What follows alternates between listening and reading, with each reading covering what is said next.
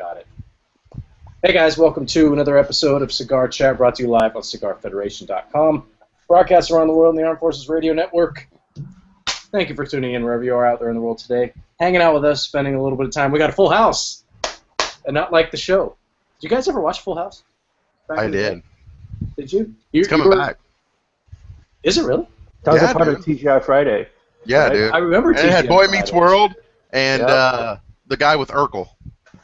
Family Matters. Family Matters, yeah. I always liked the one with the guy Balki Bartakamus. What show was that? Perfect Strangers? That one, yeah. I always liked Perfect Strangers. Well before my times. Yeah, anyway, back to what we actually are here to talk about. We're doing a IPCPR recap show. So we've got Logan in the house. Logan, how's everything going? Teething baby? Just freaking peachy. Just giving you a just cardiac arrest from running up the stairs. I mean, yeah. I told you. But yeah, she's the days of just being able to lay her on the bed and not have to worry about her for a second while I use the restroom. Those days were great. She's mobile. Oh, she's very mobile. She's mobile. She's getting after things. Have you baby-proofed everything? Like drawers and stuff, and she can't open the toilet seat. Not so much drawers, but the back door to the pool is like triple secret. Triple Harrow locked. Most of the drawers with sharp things. Gun is in. Dude, I got this new sweet gun safe, by the way. The pistol right next to the bed, just in case anybody wants to get squirrely. It used to be just in the night cabinet. Anybody else feel like this is going to be used as evidence in a trial? Oh, it probably will be. It will be. But, you've got to have, and I'm sorry to go on a derail, but this is really cool, that you got to have your gun at easy access, so if somebody comes in your house, you can kill them, right? Like, you got to make it quick. You can't be, like, digging and looking for the gun and stuff. Like, you got to protect your castle. So, got this sweet safe that's fingerprint thing, so I put my fingerprints on it, boom, it pops open, pull out the 9, and just start wrecking shop.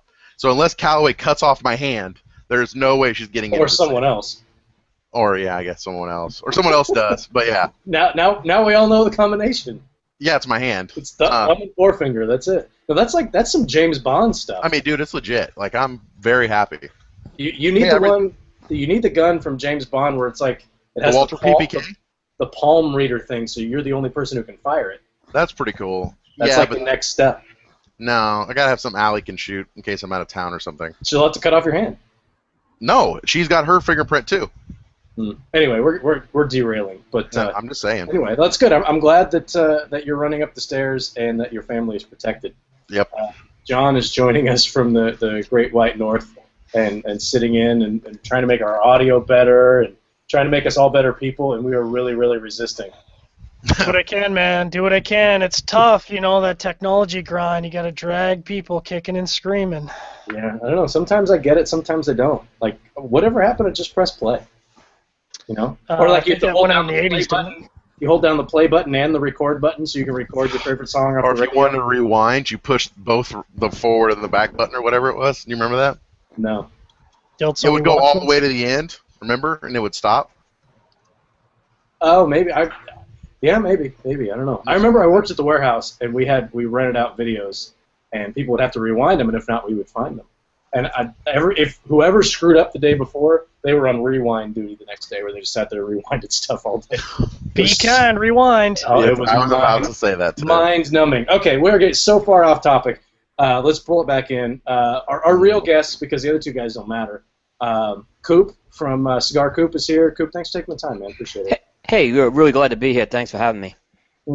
It's so funny, Coop. You get all professional as soon as the camera's on. You should have heard him before. He was just talking crazy stuff to Logan. Sounds like a sailor. Yeah, just telling Logan how stupid he is and how dirty he is. And it was awesome. No, that's not exactly what happened. No.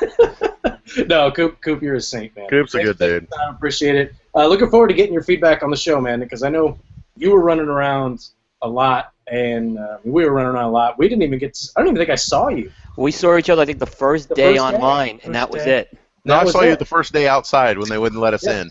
Yeah. Oh, right. That was it. Yeah. Oh, yeah, the half hour early that we were supposed to get, but Jared got manhandled when he tried to get in. Dude, Jared got molested. He says, "You can't go in, son."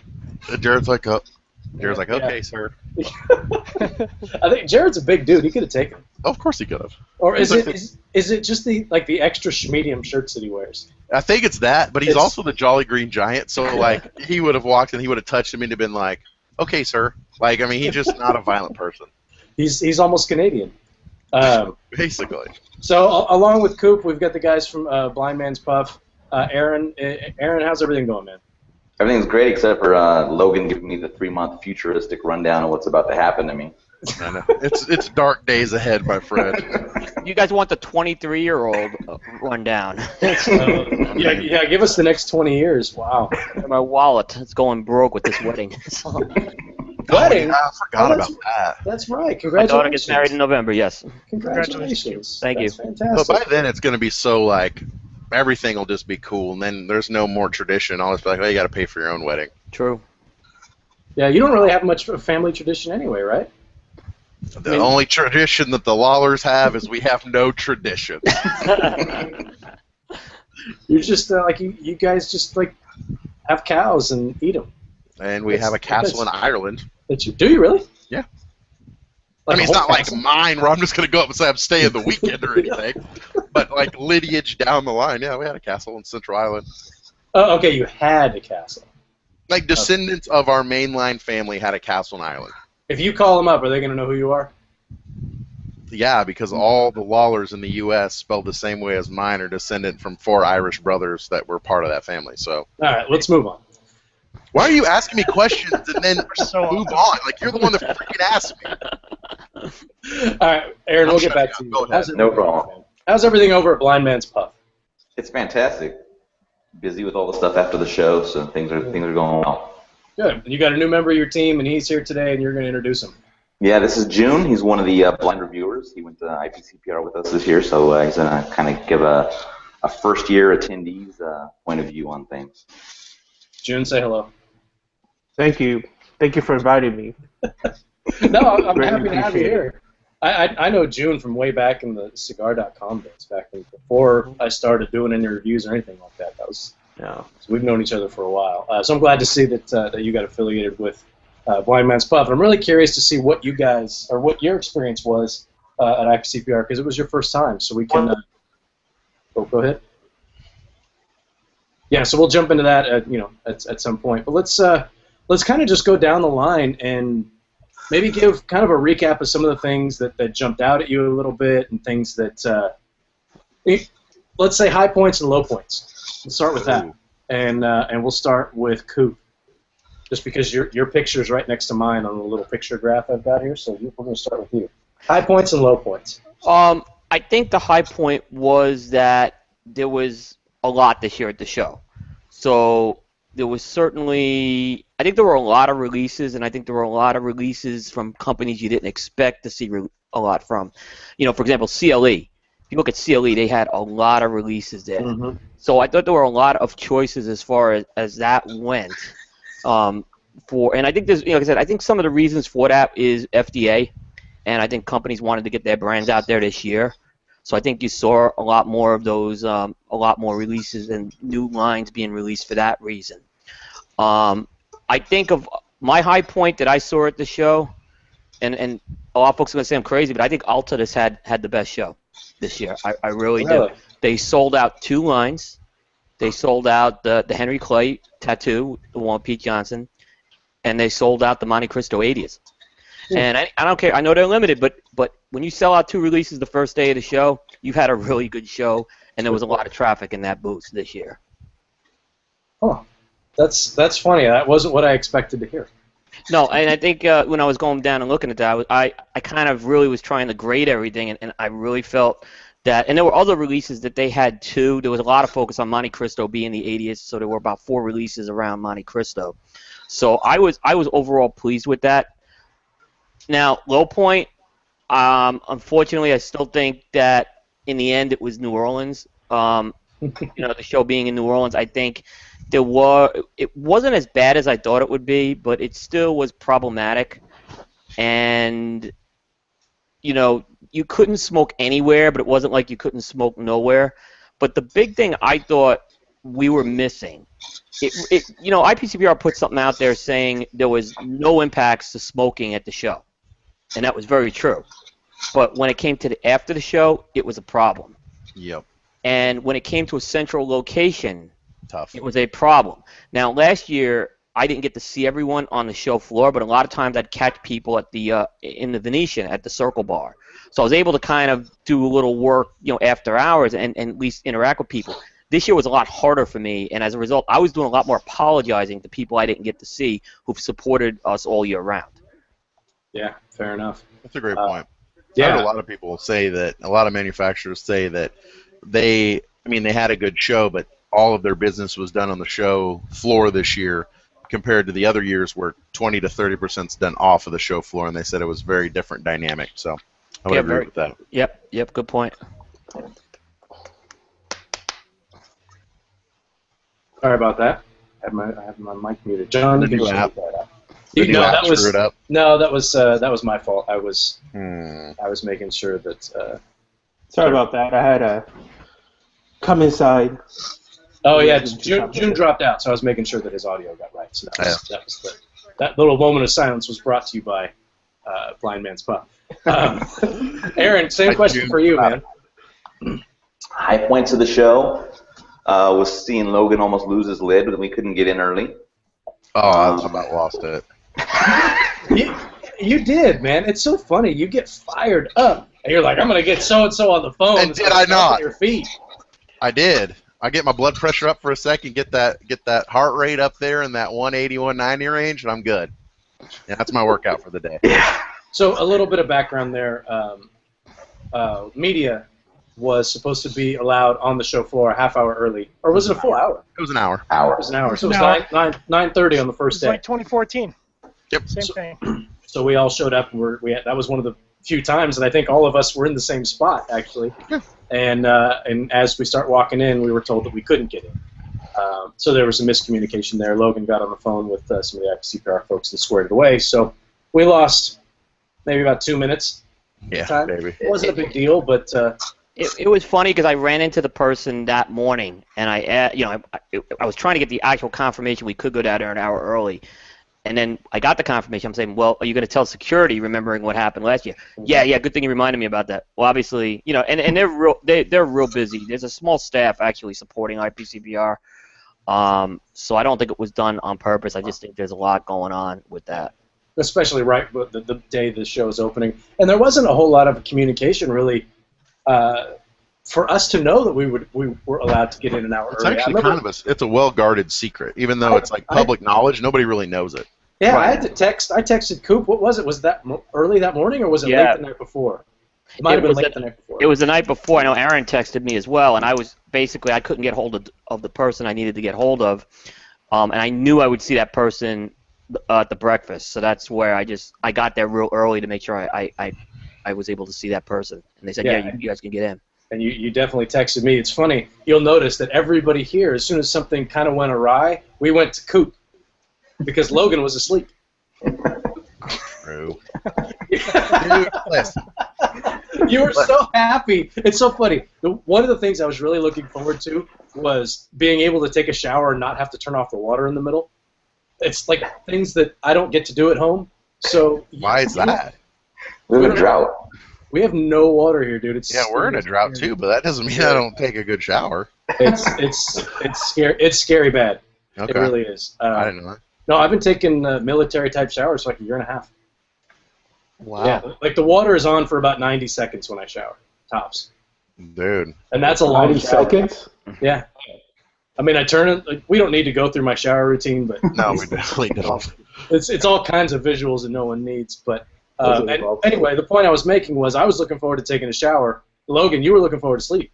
Of 12 hours of uninterrupted sleep a day. 12. And I got it.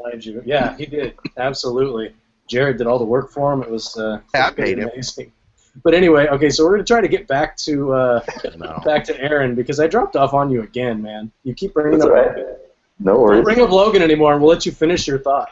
Yeah, it's just an easy scapegoat for me to get out of things. It gave you plenty of time to think of something, though. That's right.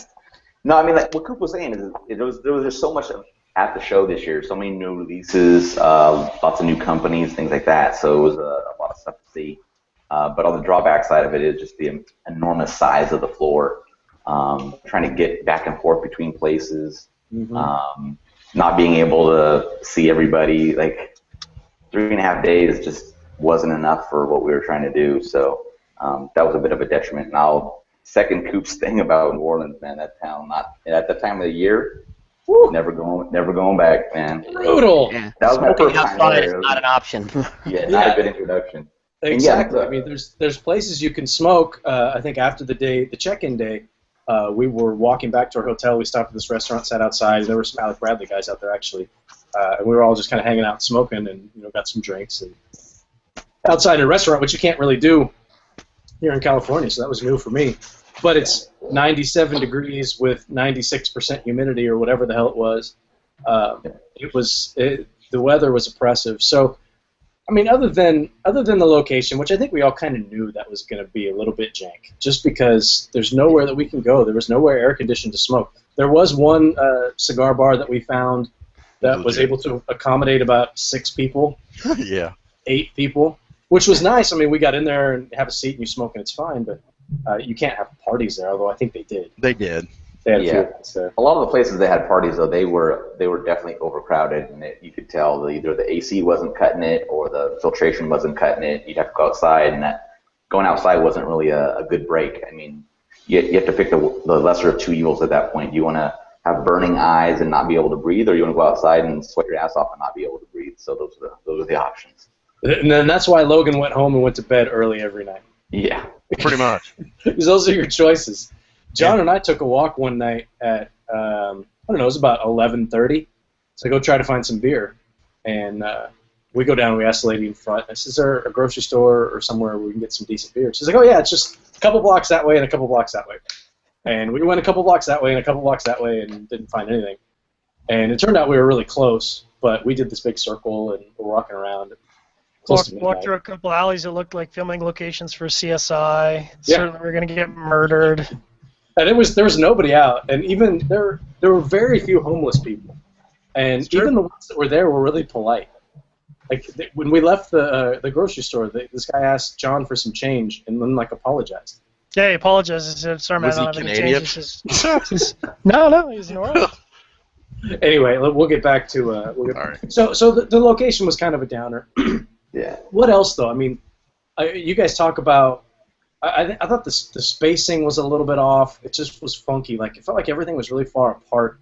Like they put a bunch of cool companies in one area, so it was loud and boisterous over there, and then on the other side it was quiet. I don't know.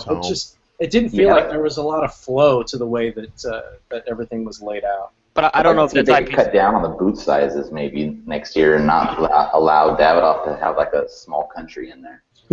But, well, Altadis in general both cut their booth size down. Yeah. Mm-hmm. Which Davidoff had an exact duplicate on each side of the booth. I mean, that's a little bit overkill to me. Yeah, they did have a big booth. It seemed like everybody else was either at the same size or smaller than in the past. Drew Estates was smaller. Was it actually smaller? Actually, no. Scratch that. Theirs was bigger. Theirs was bigger. Yeah, I think they were bigger. I mean, at least when they did the new booth configuration, they got bigger. They were bigger, yeah. The interesting thing about the way the show floor was laid out is when you walk in, through the main entrance, you're walking in kind of in the middle. So you can either go straight, you can go left, or you can go right. And when you walk in, you're walking straight into the Drew Estate booth. So in a way, it was like the people coming in were the tide, and Drew Estate was just this huge rock. And everybody would just break off that rock of Drew Estate, either go left or right. I feel like the people who were right behind Drew Estate might have got missed just because of that. They threw up Who was it, Rob? Maybe that's what. Who was it? It's a good question. I know. Hold on. It was Sublime Cigars, and then. I think it's Sublime, isn't it? Well, however you say. I'm trying to be all Cuban. Well, maybe it was. I can't remember after that. Yeah, I don't know who was right. Like some pipe people, maybe. Yeah. Jay Fuego was right behind them too. Anyway, but let's get back to actually talking about some of the stuff we saw at the show. June, tell us. I mean, this was your first time there. Tell us about that experience. Like, were you prepared physically and mentally for what you were going to undertake? Yeah, physically definitely prepared. You know, took a morning dump after my coffee, so that was well prepared. Wow. Other than that, I like this guy. That's personal. Good style. okay. I didn't cuss. You're good, man. You're totally cool. But I had no idea what to expect. I remember before going there, Aaron would say to me, "Man, your first time there, it's just going to be massive." So, and he's exactly right. It was incredibly huge. You know, some people go, I don't know, just check out their celebrities. I don't know, John, you probably wanted to go see like Bieber or something in Canada somewhere, but I wanted to go to see guys like, you know, Pepin and AJ, who got me into cigars, and you know, guys like that. So that was really cool. It felt like for BNP, felt a lot like a lot of PR, just kind of introducing ourselves, who we are. I mean, I feel like you know, some people definitely knew us, but especially for me, it was like this pitch of, you know, this is BNP, this is what we do. So that was cool to interact with just people in the industry. And just when you talk on that, you bring up an interesting point though, because we have 3 groups here, and we for 3 different websites, and we all do something a little bit different. I mean, Coop, you're out there, you're getting the news, you're first to get everything from that standpoint, as far as I'm concerned. So that's what you're doing. You're getting your interviews, your time with people. I'm curious to see what your process is when you go into a booth. When we go in, we talk to the people that we know. We introduce ourselves if they don't know who we are, and we explain what we do, just like June was saying. But I mean, we're getting video, which kudos to John for upping our video game this year. Yeah, John. With You guys did a great job. Thank you. No, that was all John with the audio equipment. That was all John. That handheld mic made all the difference, man. So thanks for and you had to hoof all that around all day too. So Still have the bruises. Yeah, no, seriously. By the end of the second day, this guy has bruise. He had bruise on his chest and a bruise on his arm. I don't know where the one on his chest came from, but the one on his arm came from holding the camera. It was it was kind of interesting. But and then with Blind Man's Puff, I mean, you guys are going in, introducing yourself. You're not necessarily getting news or doing interviews. I mean, you're really more talking about the product, getting notes and stuff for when you guys do your blind reviews. So it's a different process for everybody. So, Coop, give us just kind of an idea when you go into a booth. Like, what's kind of your average game plan? There's three groups. Okay, the first group is the news gathering. So if there's stuff that hasn't been announced before the show, I'm kind of hitting those booths to kind of get the information, or where there's a lot of holes. And I'm going in. I don't have to speak to the big celebrity there. It's really a matter of I can really talk to a marketing person in most cases. Unless if it's a small company, then there's not a marketing person. So those are like key to us. The second is what I would call our sponsors and our strategic partners. They're the people who have taken care of us all year round. I want to make sure I get to those booths. It's about relationship building and spending some time and trying to showcase a little bit of a story that they're doing there. So that may involve sometimes going more to a brand owner in that case, because I'm probably familiar with the marketing piece. The third one is what I would say the white space, the folks who we're trying to build relationships with, and those. I try every year to at least build a couple of new relationships that we haven't had, so I can get them into that second group, which is that strategic and sponsor category. More strategic partner. They don't have to necessarily be a sponsor, but there's a lot of strategic partners who we just have great two-way communication with. It was interesting because I had a few folks who were basically text messaging me or basically trying to pull me off the show floor and basically ignored me for 11 and a half months of the year, when I asked them for news information, and they would go to another site, and those folks were pushed to the bottom of the list because it wasn't fair to the people who've been supporting us all year round to do that. So I just found that kind of an interesting thing. It wasn't meant to be malicious, but I have to take care of, it's about, when you do news, it's all about trust and relationships, and we have to maintain that piece. Yeah, absolutely. And that's I think that's similar to the take that we had, going into IPCPR this year. Just a reminder, our audience, you're listening to Cigar Chat, brought to you live on CigarFederation.com. Broadcast around the world in the Armed Forces Radio Network. Thanks for spending some time with us today. We're happy to have you. We're here with the guys from Cigar Coop and Blind Man's Puff, talking about our experience at IPCPR this year. So for Blind Man's Puff, it's definitely different than than what we're doing or what Coop is doing. Give us kind of a rundown, without giving away too many of your inside secrets. How you guys go about your day. I mean, I know Aaron and I, we talked about this offline a little bit, but I think it'd be interesting for the audience to do. Yeah, I mean, it's somewhat similar to Coop's method. We're not doing the news piece of it, but we do want to try to cover each of the booths, because what we're doing as a finish up is kind of a concept we call the show and pictures. So it's some nice looking shots of all the new products and things like that, the booth layouts, and just to provide some information about the new cigars that are coming out. But as part of that, it's going to see the people that we do have relationships with, continue that brand building, the relationship building with them, and it's also to see the people that we don't have relationships with, to kind of get a feel for if it's a new company, not a new company, as well as kind of get the name out about our site, kind of what we do, our formats, and so it's a little bit different than what a lot of other people do.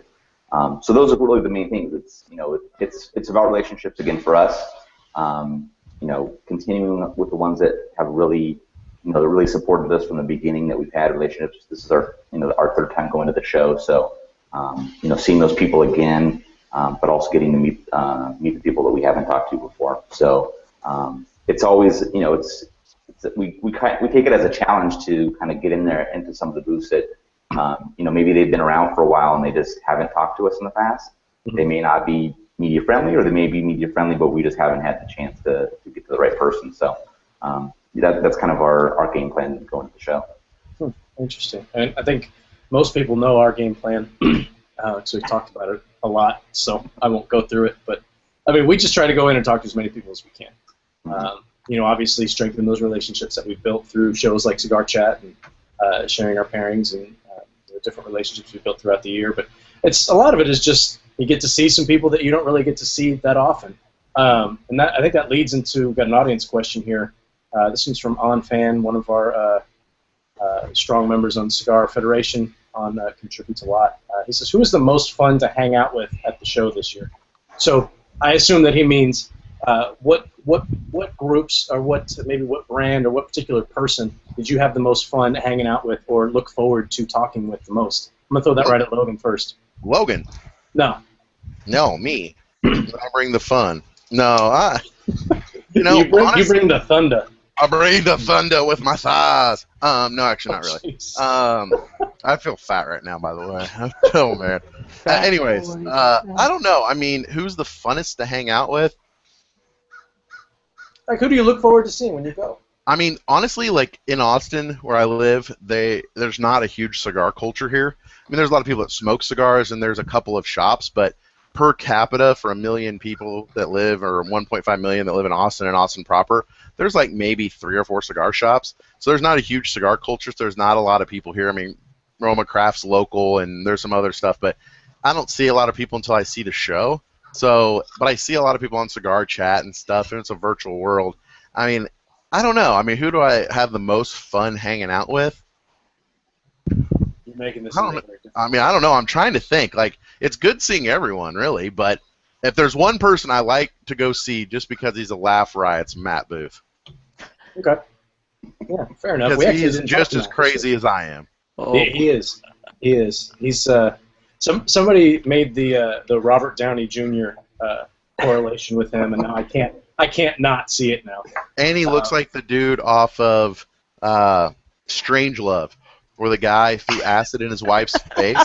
Like, go Google Strangelove. It was seriously in 1950s. This mobster dude was married to this really hot lady, and he threw acid in her face. The picture of him on the cover of the movie looks just like Matt Booth. Okay, I'll look it up. Not Doctor Strangelove. No, not Doctor Strange. It's called Strangelove. Okay. Or Crazy Love. Sorry. Okay, we'll look into it. For me, the people that I look forward to seeing, Victor Vitale is always one of my favorites to hang out with. Great guy. Yeah, and we smoked his Connecticut, like his most recent Connecticut, because he's come out with 2 different ones. That's such a good cigar. And Victor, if you're watching, we need more of those. Yeah, seriously. We show, man. We roll up and we're hanging out with Victor, and he's nice enough to make appointments and to stick to them, which is nice. Yeah, go ahead. No, I agree. Victor's always. I love having the appointments. That's my preferred way. It's key, and the same with General. They do a really good job. Victoria over there does a really good job of Victor and Victoria. Can I say who doesn't do a good job? Sure. Drew Estate. Uh-oh. Seconded. No. Do they set appointment? No, they told me to make an appointment. I tried to. They wouldn't give me an appointment, and then basically I went to the booth and got no time. Sorry, guys, I got to call it out as I say it. Yeah, well, Logan, we'll send that feedback back up the chain there. Yeah, I mean, I look forward to talking to Victor. We've gotten to know him a little bit over the years, so it's fun. This year, I was really looking forward to talking to Steve Saka. I mean, we didn't really get to hang out with him per se, but he was nice enough. He was very generous with his time. I think the interview that he gave us is about 17 minutes long. Which is like 3 times as long as any other interview that we did. And if you haven't watched it yet, guys, you got to watch it, because the cigar that he put together, he breaks down every leaf and where it came from and why he picked it, and all these leaves that people are going to be using years from now and all this stuff. And he had some great scotch there too. So he was fun to hang out with. I'll go to Coop. Who do you have the most fun hanging out with? You know, I try to be real careful about that, because you obviously don't want to show favoritism for one over the other. I will say, if fun and riot-wise at the booth, it had to be the guys from Luge Cigars. No, I didn't even get over there. I should have. And I had not met them in person, but I knew that was it was the booth I was looking forward, because we did an interview which was just so much fun, and I felt like I knew those guys already. So, I had to put Luge up there. There's guys like Victor Vitale. I love actually going into the booth where Paul Palmer is from Casa Fernandez, because we always have some good discussions, and he picks my brain as much as I'll pick his brain. So, Paul's just a wealth of knowledge, and he always makes time for me at the show as well. Okay.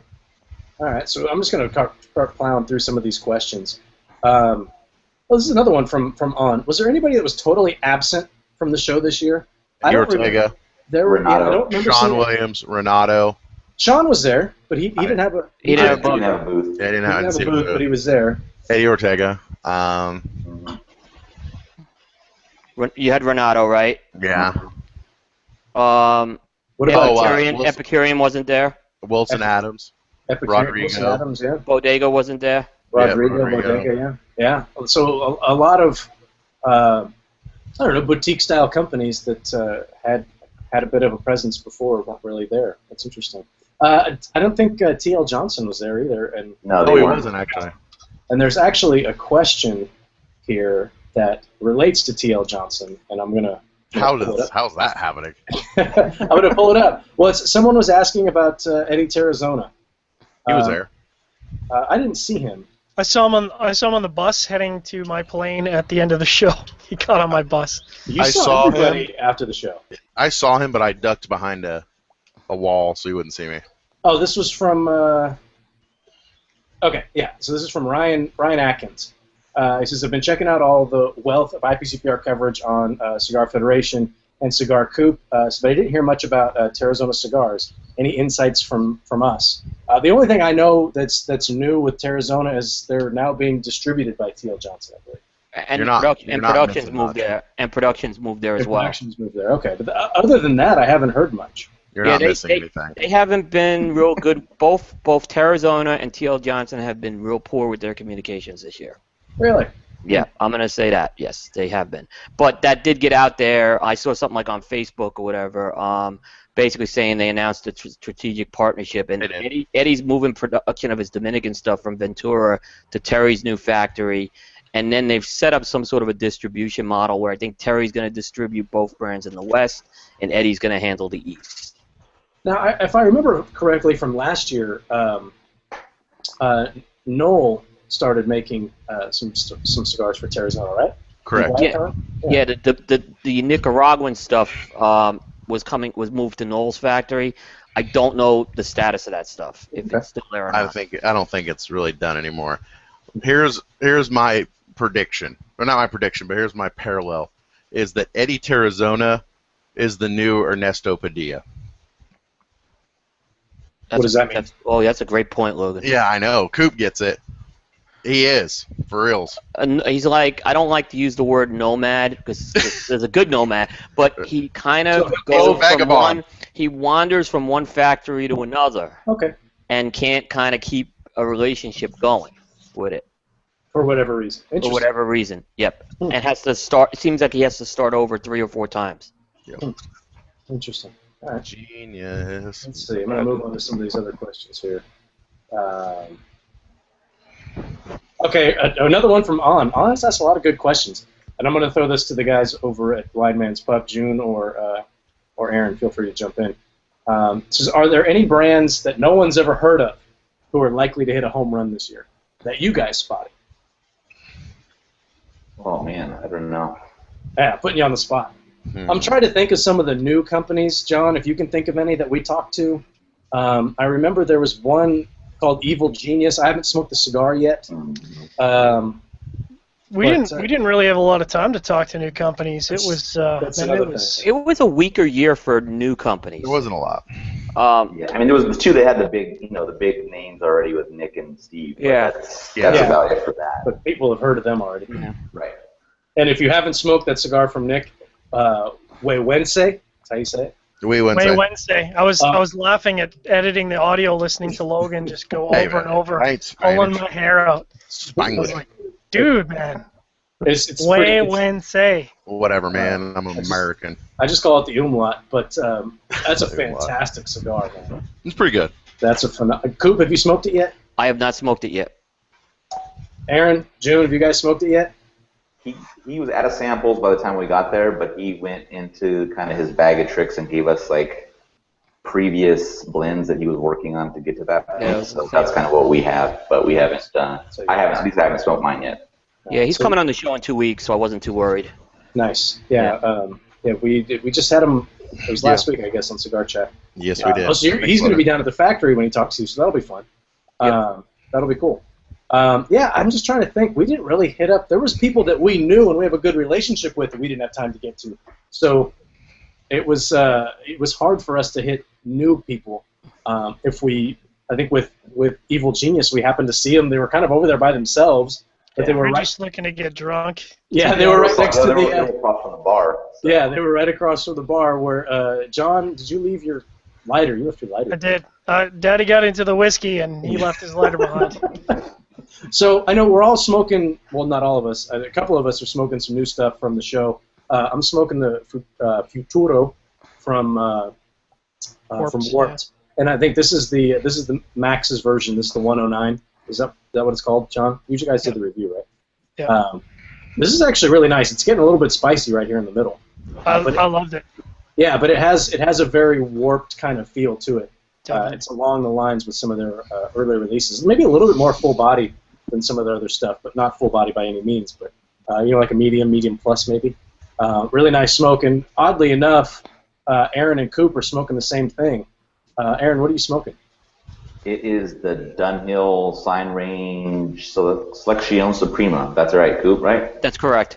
Yeah. It's got a pretty shiny band. I like shiny things. Yeah, it's like the 80th anniversary for Dunhill, which kind of goes up against the Monte Cristo 80th anniversary cigar. So it's pretty good so far. It's pretty mild, but it's got some pretty good nuanced flavors to it. What do you think? I know you said you were enjoying it, Coop. What do you think? Yeah, this has got to be the surprise cigar I've had from the show. I didn't expect this. It's got a lot of sweetness to it. I mean, so it's using a jalapa shade wrapper. The binder's Connecticut broadleaf. There's Brazilian Matafina in the filler, as well as jalapa in the filler, and a little bit of Esteli. And it's a real classic smoke. I agree with Aaron. It's on the milder side, but not short on flavor. That sounds like something I would enjoy. This has got to be the surprise stick I've taken home from the show. Now, how much have you smoked from the show? Not as much as you would think. I mean, like 10, 15? I would say about 15. if at between 10 and 15. Just most of the samples I get from the show I don't review. They're more to get a gauge of things. And then when I tend to smoke them in bunches. So I'll smoke the same cigar 2 or 3 times in a day to kind of get a feel for it and kind of just get some notes down that way. But yeah, I'm kind of more. I tend to kind of want to smoke the cigars when it comes close to the release, and then kind of compare it to the actual release cigar. Okay. Cool. Let's see. Got some more questions here. I got a question. Go ahead. Rob, yeah. What was your surprise cigar that you've smoked and enjoyed the most from the show? Well, I've only had maybe 5 cigars from the show so far. Jeez. 5 or 6. And we've only, I mean, of the reviews, we've done, how much have we reviewed? Good amount. I think I've done 3. Have I done like 3 of them? 3 or 4. Well, the best thing I've smoked so far from the show is the Way Wednesday. That's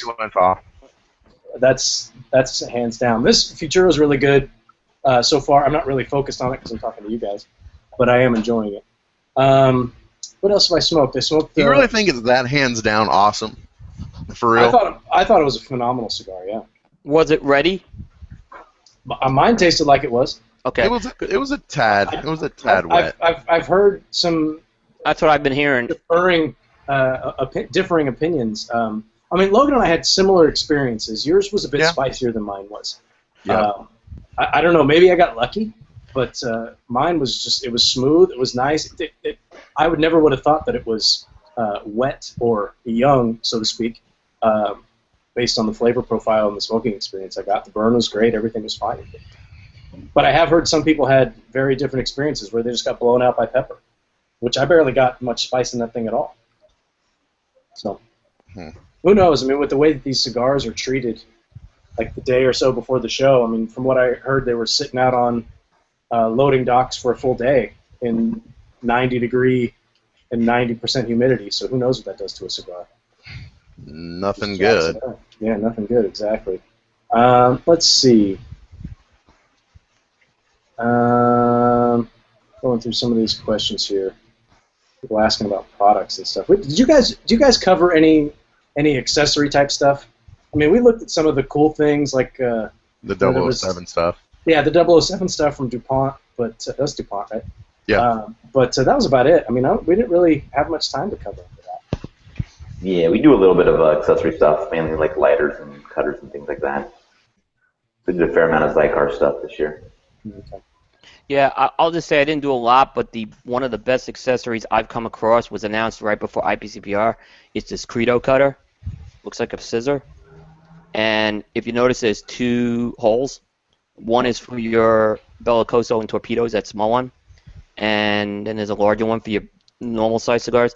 This is invaluable. It is the cuts are flawless. They're smooth every time, and that smaller hole for the Bellicosos is just the way to go. It gets it to about a 36 ring gauge, so you get your torpedo cut perfectly on that. So Credo, which I believe is distributed through Arango, they had this at the show. I managed to get one of these beforehand, and this is just like my favorite accessory right now. It's like $15 for one of these too. Oh, wow, that is pretty cool. I've never seen a cutter like that before. Yeah, it's like a guillotine. It's not really like a scissor. It holds like a scissor, but it's still like a guillotine. Yeah, that's pretty cool. That's pretty cool. So let's see. And this whiff out was pretty cool. What's that? That whiff out stuff. Oh, that's right. That was cool. Pretty legit. Yeah. What is that, by the way? Is that something you spray on yourself after you smoke, or what is that? No, not so much. Unless you want to like get some kind of like cancer 20 years later. No, I'm just kidding. It was more of like like a powder. It's almost like crack cocaine, and you just spread it like in your ashtray, and it makes it smell. It smells really good. And I actually put some in my smoking room upstairs, like an idiot, like a rookie. I've got carpet in here, and I mean it's pretty rank. And I put it on the ground. I vacuumed it up, and it made a substantial difference. My wife wasn't like, "This smells like complete butt." It was like, well, it kind of smells like a baby fart. So so it's a little bit better. It definitely made a difference, but it didn't wipe the whole thing out by any means. You might need to do multiple treatments in that room. No, I just need to get Jared down here and rip out the carpet. That'd solve the problem. So the whole concept of this whip out stuff is it's really just a powder like baking soda, and you plop it in your ashtray, or if you smoke in your car, you kind of sprinkle it around the floorboards in your car or whatever, or in the ashtray in your car, and it kind of eats up the cigar smell. So we were, I forget what booth we were at, but we were all smoking. Moira Ruiz. Oh yeah, we're at the Moira Ruiz booth, and we were all smoking the Finger Trap, which was a very good cigar, by the way. Shockingly good. It was pretty good. And we're smoking, and you take a little whiff of the ashtray, and it smells like an ashtray. You pour this stuff in there, and it smells like something that smells good. It smells like Febreze, kind of, you know. I don't know I don't know how it works, but it seemed to work pretty well. Speaking of Finger Trap, have you guys smoked that yet? By the way. Yeah, I smoked it. John, did you smoke it? Yeah, I smoked it at the show. Yeah, Smoked it was. a couple. It was. What did you guys surprisingly think of good. What did you guys think of the Cigar My People?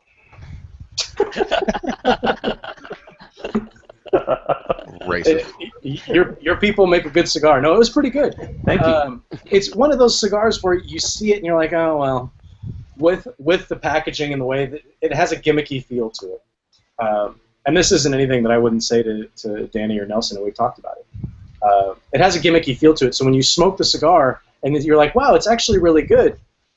It's almost like the cigars that are blended to be paired, like we talked about, John, where you smoke and you're like, wow, that's actually a good cigar on its own. Well, you would hope that it would be. You'd hope that it would be a good cigar. So I think if it was branded as something else, it could be the kind of thing that's a core line where they could have more regularly. It was a pretty good cigar, I thought. Nice. So let's see. Let's just keep going down the line here. Aaron, which booth did you find the most interesting? As far as, it doesn't have to be like what the booth looked like, but maybe the conversation that you had in the booth, or who you were talking to. Jim, you have a mute button there. It's whoever you enjoyed talking to the most as far as what their product is. What was I think the most interesting conversation that we had was at the United Cigar Retailer booth with Dave Garofalo. Really? Because he has Nelson Alfonso in the booth, and he's pretty cool to talk to. I mean, he's got a lot of historical knowledge and just having knowledge of the Cuban industry as well. But they also had a woman there named Leticia that is from Cuba, and she's like one of their main taste testers.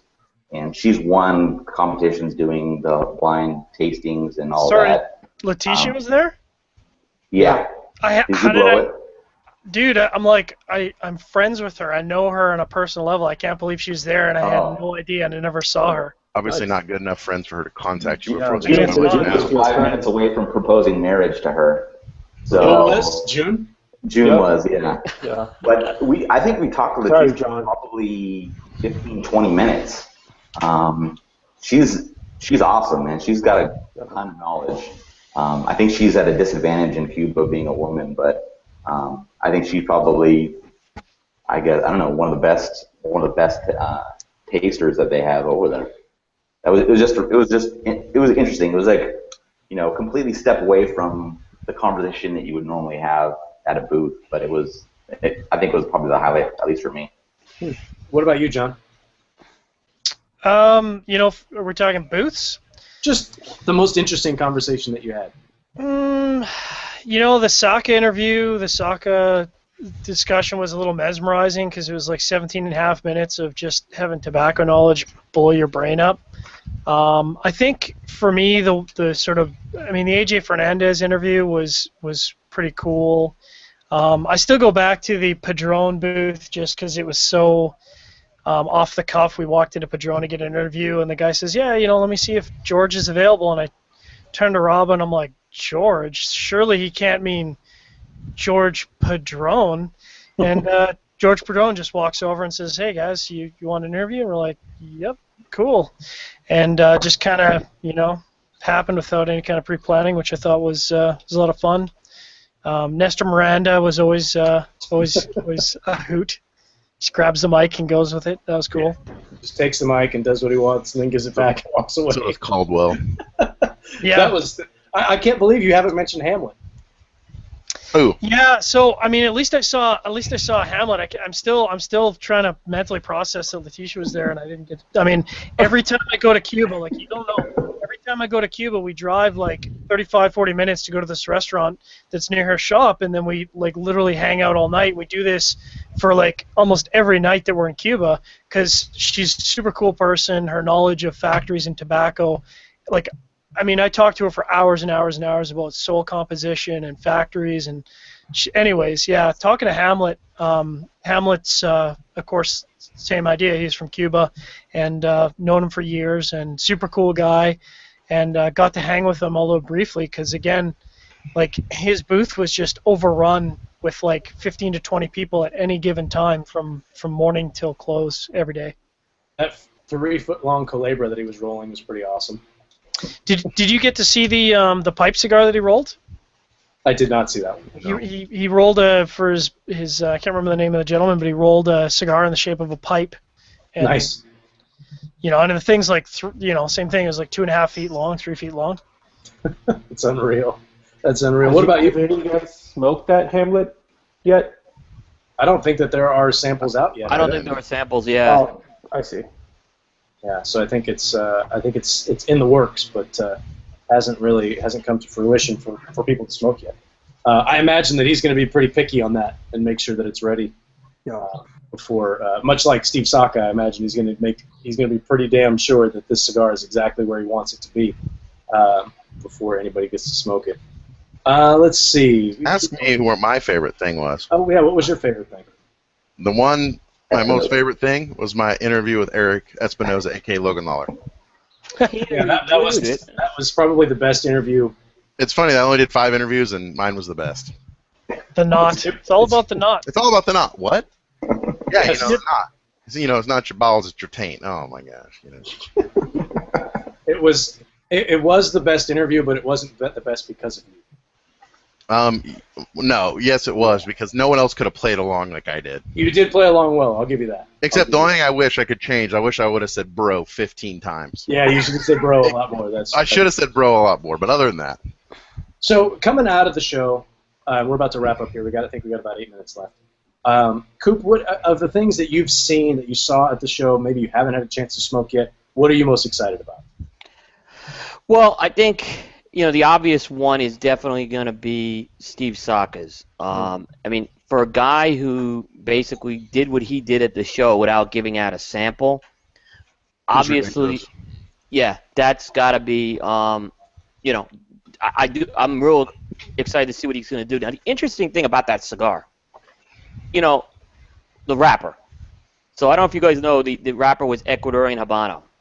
And I've been with Steve before on cigar safaris, and I've kind of always heard him down on that wrapper.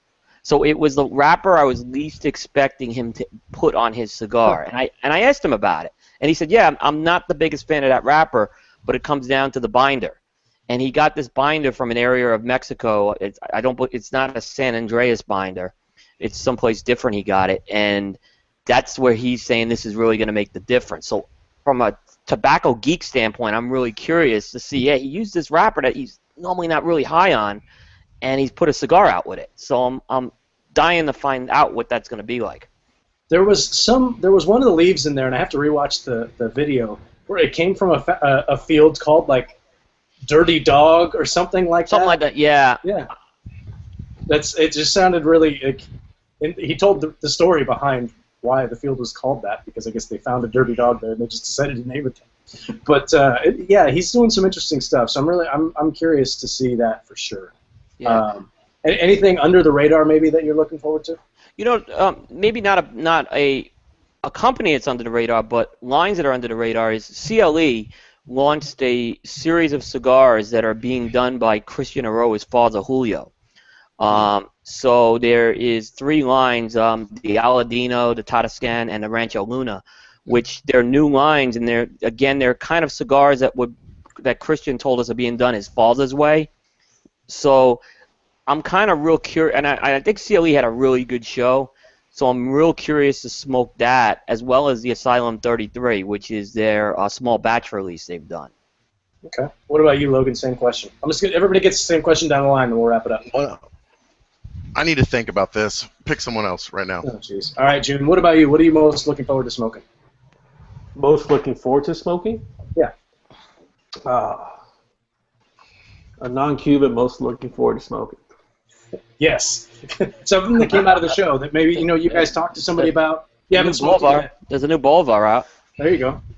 Oh Yeah, the packaging's so awesome. Yeah, it's our new. I'm most excited to smoke the Ramon Iones coming out, and really looking to enjoy that bubblegum wrapper.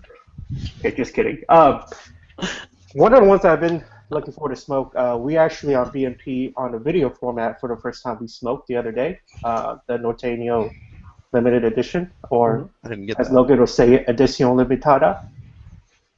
So that was a good cigar. I'm not too sure if it was worth the $14-15 price range, but it was a solid cigar. It's still a little wet because all of us, for the most part, had construction issues with it, but good solid flavors.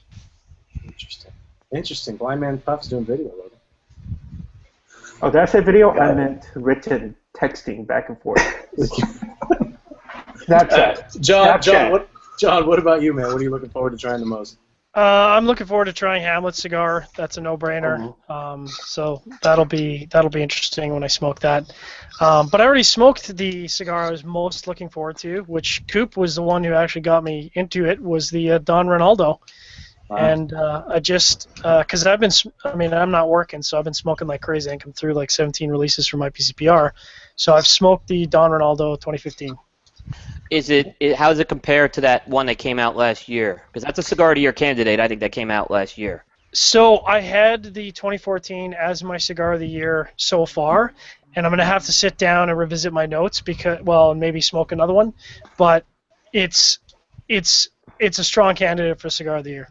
Yeah, it's kind of came out late last year, so it's eligible for mine this year. It's a very good cigar. Like the Oscars. Yep. There's some similar flavor profile between the 2014 and 2015, but they are different cigars, and it's going to be really, it's like picking your favorite child. I don't know. It's going to be tough to pick between the two of them. Interesting. All right, we're going to jump to Aaron. We got like a minute left. Same question. Yeah, I think I want to try the Henry Clay tattoo. I just want to get a feel for what he was able to do with Altadis to see what that turned out to be like. Interesting. For me, there's one cigar that pops into my head, and this is one of my favorite interviews that we did, was with Dion. I want to smoke the Fume de Amor Lancero. Oh, yeah. I'm curious to see how that...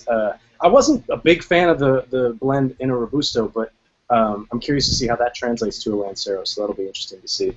I love his take on the industry, man. If you guys haven't watched that interview with Dion yet, he's a great cat at the show. I agree. Yeah, he's a lot of fun to talk to. All right, I got to wrap it up. Guys, thanks so much for hanging out with us. Really do appreciate it. Everybody in the Armed Forces Radio Network is tuning in. Thank you for everything that you guys do for us, keeping us safe so we can sit here and talk about this great stuff. Appreciate all that. Guys, check out cigar-coop.com. It's a dash, right? So an underscore. Yes, it is. Cigar-coop.com and blindmanspuff.com for all of their coverage from IPCPR as well. Thanks for tuning in. We'll be back next week. Thanks, guys. Thank you. And we're fucking back. Who cares? Yeah, we're back. You didn't even ask me what my favorite one was. Well, you ran out of time. What was your favorite one? I'm glad we're Or doing what it. you're looking forward to the most, I should say. Honestly, I don't know if anyone else feels like this, but I mean, I've smoked. I mean, a good majority of stuff. Like I smoked the Crux de Connoisseur I liked, and I liked the new. Crux, yeah, the new Atelier was really good. I mean, there's a lot of stuff that was really good, but this year, and I don't know if it's my fourth show or maybe I'm just jaded or what, but like I don't really. I'm not like, oh my god, like nutting myself over a certain cigar. Do you know what I mean? Like it just felt like very blah. Like, okay, we're here. Here's our stuff. Buy it. You know what I mean? I don't know. Maybe people don't feel like that, but I just felt like the industry with what's going on with the FDA and maybe the shitty place in New Orleans or whatever it was. It just felt very like going through the motions. It did feel a little bit subdued. You're right. You know what I mean? And I'm just not like, I don't know. I agree. Yeah, going into other years, it seems like there's a couple of big releases everybody's looking forward to. Yeah. And it didn't feel like, I mean, for me, outside of what Nick is going to do and what Steve Saka is going to do, those were the big ones for me. But I mean, even the guys that I normally look forward to, like Crown Heads, with the La Imperiosa, it's a cigar we've already had. Yeah. I mean, it's in different sizes, but but that's really it. Yeah, I don't know. I agree though that it did feel a bit subdued. Yeah. Oddly enough, one of the cigars that I'm looking forward to trying, and you guys will probably give me a hard time, is the Macanudo Jamaica, the 2015. I haven't smoked. They did the Jamaica last year, and they've done it a couple of times, and I've never smoked. Macanudo. But I'm actually looking forward. Macanudo. I'm looking forward to trying that. I haven't smoked it yet. Me too. I want to try it. Yeah, we've got a few. You've smoked them in the past, though, I assume, right? Yeah, I mean, I haven't been. This is the third year that I've done it, but it's the second year with the Jamaica. Okay. So I mean, it was an interesting smoke last year. I don't want to say it wowed me, but it was an interesting smoke. You definitely picked up that Jamaican tobacco. Now they're using a different strain, I guess, of the Jamaican tobacco in it this year. So, yeah, no, just out of curiosity. Well, go ahead. Sorry about that. So you're saying how? Well, some of you guys are saying how this year felt a little subdued. Well, how did it feel last year? Were you guys all hyped about after the show what you're looking forward to? Because I don't really see anything noticeable from last year to this year per se. But what's your guys' take? I mean, anybody else want to go first, or I can just go? The one thing I'll say, when we went to the show last year and we're wrapping up and we're putting together, the samples that we got, who's going to be reviewing what, it felt like there was more of a power struggle.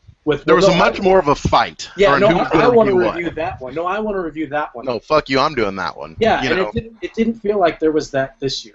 Oh, you're doing this? Oh, okay, fuck it, whatever. Does that make sense? Mm-hmm. I don't know if that kind of indirectly answers your question, but... Yeah, it does. Yeah, namely, what kind of stuff? Just what cigars were they from last year? Oh, shit. HR, I'm probably assuming. Yeah, I mean, yeah. HR was up there. All the warped stuff. Yeah, Warped was there. And Padron had a big year last year. Yeah. So, and I mean, even... The Epic stuff. Yeah, I mean, there was in Crux, too. Crux was big. There was a lot of new brands last year. This year, there's not been a lot of new brands, which now it's like the new brands that I was really excited about. Not that I don't love Crux, but I do like Crux. But now it's like, okay, they had like 4 cigars last year, and now they have like, I don't know, 15 or something. I mean, it's a lot. And it's just like, and there's nothing new. It's like there's no new, Saka and, Nick, I mean, that's kind of a different thing. But there was no really new brands that I was excited about. Now, let me ask you this, though. Because you're saying that like it's a negative thing, and that's, I can agree and disagree or whatever. That's not the argument here. And this is an argument, it's a question. Now, to you, is it more important to see new brands doing new things, or like is that more important than seeing a company like Crux or Warped becoming more established? That's a great question. So, I think my view is a little skewed being in the media because me personally, I like what is new, what is cool, what is like the new thing. I mean, a perfect example is like Lost and Found, right? Lost and Found was like, oh my god, like I can't get these cigars, and then they released, all the Camacho stuff, and now I guarantee the next release of Lost and Founds, they're not gonna sell. You know what I mean? And I feel like it's a lot of that, and there's not a lot of, oh my god, what is this guy gonna do next? It's kind of like the same song and dance. I don't know. I would say one thing that we didn't really have to look forward to this year was the new Tatuaje Monster release because we already knew what it was. Exactly. That's a big deal, and I mean, really, that's kind of the cigar that, at least for me and in my mind, that started this whole we got to have something new and exciting every year, something that everybody's looking forward to at a very specific time. I mean, for me, I don't know, and I never really thought about it that way until Dion said it in his interview. He says, it's not as important for him to come out with new releases. He wants to give his current releases time to get traction. Like they did Fume de Amor last year. Yeah, they did Fume de Amor last year, and it was really successful. And you don't need to throw something on top of that necessarily and put out that fire. You know what I mean? But then everybody is so, what's new? I need new, that maybe that can't work anymore. I don't know. The guy who does a really good job, and we haven't talked about him, Enrique Sanchez of 1502. He tends to come out, he tends to grow his lines organically and slowly. and he comes out with new Vitolers at different points. Like this year, he launched a Churchill on his 1502 Nicaragua. Yep. Earlier in the year, he did his Coronas. Earlier, before that was the Lanceros. Lancero. And he creates some excitement with that without saturating the humidor or the marketplace. Skip Martin. Right, Skip does the same thing. I mean, they do a good great job point. at keeping the interest in their regular production brands, and I give them credit on that. That's a great point. And I will say that the new one coming out from Enrique later this year, the XO, Yeah. that is a sexy looking cigar. It looks good. It did, and I'll tell you what, of all the cigars I reported from the show, that one really blew some big numbers on my site. People were interested in that. Yeah, that might be the one, and I'm remiss to have not mentioned it before. That might be the cigar I'm looking forward to the most. Oh, Yeah, we I got forgot my about that. answer. I got my answer. My cigar I'm looking forward to the most because I smoked 2 of them, and it changed my life. You ready for this? So there's no, I don't think there's any surprise that everyone knows I love Roma Craft stuff, and that Skip and I have a tumultuous relationship. Although we are now friends again, which is very nice. But he's releasing the Petite Corona sampler. And I've smoked the Neanderthal, I've smoked the Shallow Gene, I smoked the regular HN or HR or whatever, Vitola. And I can handle some nicotine. I'd like to consider myself a nicotine junkie. And that thing kind of made me sick a couple of times. Like, I mean, it's a fucking heater. Yeah, exactly. If anyone thinks that that cigar's not strong, then you're full of shit. Because that thing's fucking powerhouse. It's a powerhouse. Like, it makes me sick. And I smoked the Shallow Gene Pool, and it was better, but it's still kind of... But the flavor on that cigar is just fucking amazing. Just such a flavorful cigar. Absolutely. Like, and you don't find too many that are just balls fucking strong and have a ton of flavor. It's either you get a ton of flavor and the strength's medium. I mean, you can get it up, but balls strong and a lot of flavor don't normally go hand in hand. And I smoked the Petite Corona Neanderthal, and holy fuck stick. That thing is fucking amazing. You get all of the freaking flavor. It's just beautiful, and you don't get. I mean, it's still strong, but it's in a smaller format. It just works so freaking well. I really hope that he makes that like a line extension to the Neanderthal because, oh my god, I don't know if anyone else smoked it or not, but it was fucking awesome. I haven't smoked, but I'll say this. I got samples of Neanderthal from last year's show, the unbanded ones, and I let him. I didn't review it till the cigar got released, which was like 10 months later. That cigar doesn't lose any of its power. No. It's gonna have it, which I thought was a real testament for Skip accomplishing what he set out to do with that. Yep. So it's not something that's gonna tame over time, at least over 10 months. I mean, maybe a couple centuries. Right. I mean, it's strong. We'll come back and check on that. A couple centuries. No, seriously, dude. Like it's. Oh, you want to hear something? This is completely unrelated to the show, but I want to say this because this happened the other day. Is that I have gotten recently into pipe tobacco, and I've made kind of a discovery. Is that pipe tobacco? You can get on this, Aaron. Seems to age really well. Doesn't lose a lot over the course of time, and actually gets much better. I smoked, arguably one of the best cigars I think has come out in recent memory, and I think most would agree would be the Crowned Heads 4 Kicks Mule Kick. Mm-hmm. I mean, very limited, very good. Coop, we can disagree, but when it came out, it was a great cigar. Freaking amazing cigar. Anyways, amazing cigar. I smoked one. It's been 2-3 years since it released with Jared. I mean, I was so fucking excited to smoke this. And you were disappointed. And I was fucking disappointed to the point where I was like, fuck, I might as well be smoking a Macanudo. And it's so funny, man. Like I can't speak intelligently on what happens to tobacco years and years and years and why things change. And I'm sure you guys could speak better than I could. But it's just funny to me. And the wine is kind of the same way. Like you'll find that sweet spot, and then once it's gone, it's gone. Yeah. It's not coming back. No. I mean, that cigar, for me, when I first smoked it, I didn't really like it. It had too much pepper for me. But about 6 months after that cigar was released, forget about it. It was phenomenal. Phenomenal. I know Coop disagrees. One other cigar that I did actually smoke, I smoked this one at the show, I haven't reviewed it yet, but I will, is the 512 Lancero from De Croisier. Dude, I smoked the 512 just regular. Dude, that shit for $6 is legit. Great cigar. Yeah, it's an amazing cigar. Yeah, absolutely. That's another company that is kind of doing things in the same realm, maybe a little bit different than 1502, but it seems like he's not rushing things. You know, I mean, he's expanding a little bit with what he's doing. And granted, they're bigger now that he's working, more directly with Eric and things like that. I'd be curious to see how things develop for DeCrossier over the next year or so. I would agree. Because the cigars that they're making, man, I haven't smoked one that I didn't love. Yeah. The old stuff's really expensive. It's like $10 plus, so it's pretty pricey. But the fact that he can come out with a cigar that's like $5 or $6 was, I mean, that cigar was very good. It's a good cigar. A company I want to see a year from now is Caldwell. Why? Because, okay. So a couple reasons.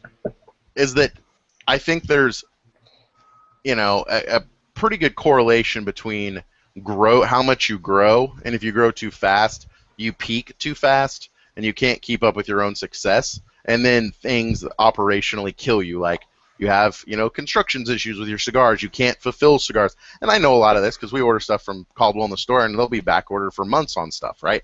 So I talked to Robert, they did I think he was saying they're going to do 700,000 cigars this year, or 600,000 cigars. That's, just so you know, is a fucking shit ton of cigars for a new company. You have made it. You are kicking ass. And I just want to see them in a year to see, are they going to continue that trajectory? Are they going to continue that path? Or is success going to completely just overwhelm them and they're not operationally going to be able to survive? You could almost say that Crowned Heads was in a similar position. I would exactly say Crowned Heads was in the same thing. And now, do you feel like they've succeeded? Are we being recorded? Yeah. John, let me just preface by saying, I really love you, man. You're a good friend. But all I got to say is think of Crowned Heads with Ernie. And think of Crowned Heads. With Ernie, from what I hear. Huh? They're still doing stuff with Ernie. Well, I'm saying exclusive Ernie. Okay. The first few releases. The 4 kicks, the mule kick, the drumstick. Loved it. JD Howard, all of that. Yeah. And then we have a year where he literally releases 75 cigars. 75. Literally. I can't even name all the releases. And granted, the Buckingham was in that, so whatever, right? But I don't know. Wait, didn't you blend that, Logan? Did I? No. Oh, wow. No. I'm just messing around. God, no. I said, hey, John, here's what I'm looking for. Go do your magic. That's so funny, dude. June doesn't say much, but he just drops it. When he does it, he just drops it. He just drops it. But, I think it's just interesting that, he had a great year in 2014. I think it's a breakout year for him. But if you look at this year, he hasn't really done anything, right? He's done the TAA. He's done the La Imperiosa. But, it hasn't been a crazy, Texas Rose, but it hasn't been a crazy year for John, right? And I think there's a correlation between how much you grow, because from a retailer standpoint, you can only put so much product on your shelf. Do you know what I mean? You can only do so much. So, I don't know. But do I prefer the old John Huber exclusive with Ernie doing 1 or 2 releases a year in a limited edition? I do prefer that. I think that the definition of success for a company is probably different for us than it is for them. Because I guarantee you, they're doing so much more business now than when they were just doing the 4 kicks and things, one every year. No, maybe we were happier as consumers because they were staying in that boutique realm wherever we want to keep people, and it gave us better feeling. Whatever I don't know what I'm trying to say, but I think I'm getting. I know. I see what you're saying. I'm curious to hear what Coop thinks about this topic. Chime in, Coop. So, I don't see how he's built his. You come out with a bunch of limiteds, but what did that really do to build your brand as a whole? To come out a whole bunch of cigars that basically are tough to get. That's the first thing. He did come out with Jericho Hill last year, but but everything else was pretty much a limited release. Yeah. Or an annual release. Or an annual release. But some sort of a parameter around it. The one thing, and I've said this publicly, I don't feel that John's explained his change of heart on the limiteds. Yes, he said it was fun to do, but John was very, very vocal on basically calling limiteds out as being a sham, saying there's only so much tobacco, and you know where those tobacco's coming from. And his quote was, I believe, "I'm not going to play the same record over and over again." Well, what changed? And as a consumer, I felt that was a very mixed message he sent out there. He took criticism for La Imperiosa this year. Yeah, he mentioned it in the interview. I'm not surprised. But I'm going to defend him on that. All right, it was a successful cigar, and he did come out with it in 4 different sizes. So, we've seen that cigars can change from size to size. So I'll defend him a little bit on that one. That's a hard one to walk away from. And I'm not sure if he ever said that Calaveras was one and done either. I mean, he did say they were doing it last year, but I don't think he ever said it was one and done. So I think he's got a, So I give him a little credit on that. He went with something that works. I don't know how I didn't care for Calaveras. I thought it was an overrated cigar. But, again, with these 4 new sizes, these 4 new sizes could be very different cigars. So I think it's owed to be a clean slate with that. Yeah, I would agree with your assessment of Las Calaveras. I wasn't a fan. Logan and we were 2 of the first people to review it. I actually smoked one because I have a box that I smoke on Callaway's birthday every year, and a year has done it well. Yeah, I mean, it was a cigar quite that people enjoyable love. now. Yeah, I probably would like it now too. I don't. You know what? I think I still have. Not so much. I think I still have one of those unbanded samples that he sent us. Yeah. One point I wanted to bring up, and I meant to bring this up during the AFRM part, and this was brought up by John. I know it was brought up by Warped, and I think a couple other people, where they wanted to dispel the myth of, well, we did a cigar that was a limited edition, and now we're doing it again, like with the Don Ronaldo, and the same thing with Las Calaveras now becoming on the list. Well, no, Don Ronaldo, he did leave the door open for that when it was announced. Well, I think they both kind of did, but the perception, I think, was that these were limited one and dones, and now that we're seeing them again, and I think there's probably more of the people who run out and want to get those new things that are real limited, and they hoard them and they stick them in their humidor. The collectors are the guys who are probably, tweaked by that more than anybody else. But I just thought it was curious that was brought up by more than one retailer. That, look, we never really said that this was a limited release, and we're only going to do this many. You'll never see it again. Each of those cigars had very specific parameters when they were. So I just thought it was interesting. There's other companies that are doing it right now. La Polina did it with Mr. Sam, and now I'm hearing that Goldie may be becoming an ongoing production. Yeah. So Bill mentioned that to me at the show. So Really? Yep. It's hard. The market is so saturated. If you've got a winner, right, from an economic standpoint, a business standpoint, I totally get why you do it. Yeah. I totally get it. But I think that if you step back and look at it, I'd be willing to bet, and I'll place a bet right now, is that 2014 Las Calaveras was like a mythical cigar. It sold out. No one got it. John did way more in 2015. People still have it, but it's pretty much sold out, and, people like it, whatever. I'd be willing to bet you next year is that it's a thing where people will buy it, but I bet you people aren't going quite as crazy. Nope. Because now the precedent's been set that it's going to... Right. It could exist later as something else, so there's no rush for me to go out and get it. But it's a double side of each coin. That's interesting. Aaron, you got to say something. Yeah, I got a cigar that I want to have you guys go out and try it. The Duran Factory Blend No. 2. So this is a cigar that's... Is this a $2 cigar? $1.70 retail. Is it really that good? It's good. Yeah, it's good. Huh. So I would be very curious to get your guys' input on that cigar. Is it a Cuban sandwich or is it a long filler? It's a Cuban sandwich. Okay. What was it called again? Fantastic. It tasted great. So I would say go out and get it. I would be curious to see what you guys think about it.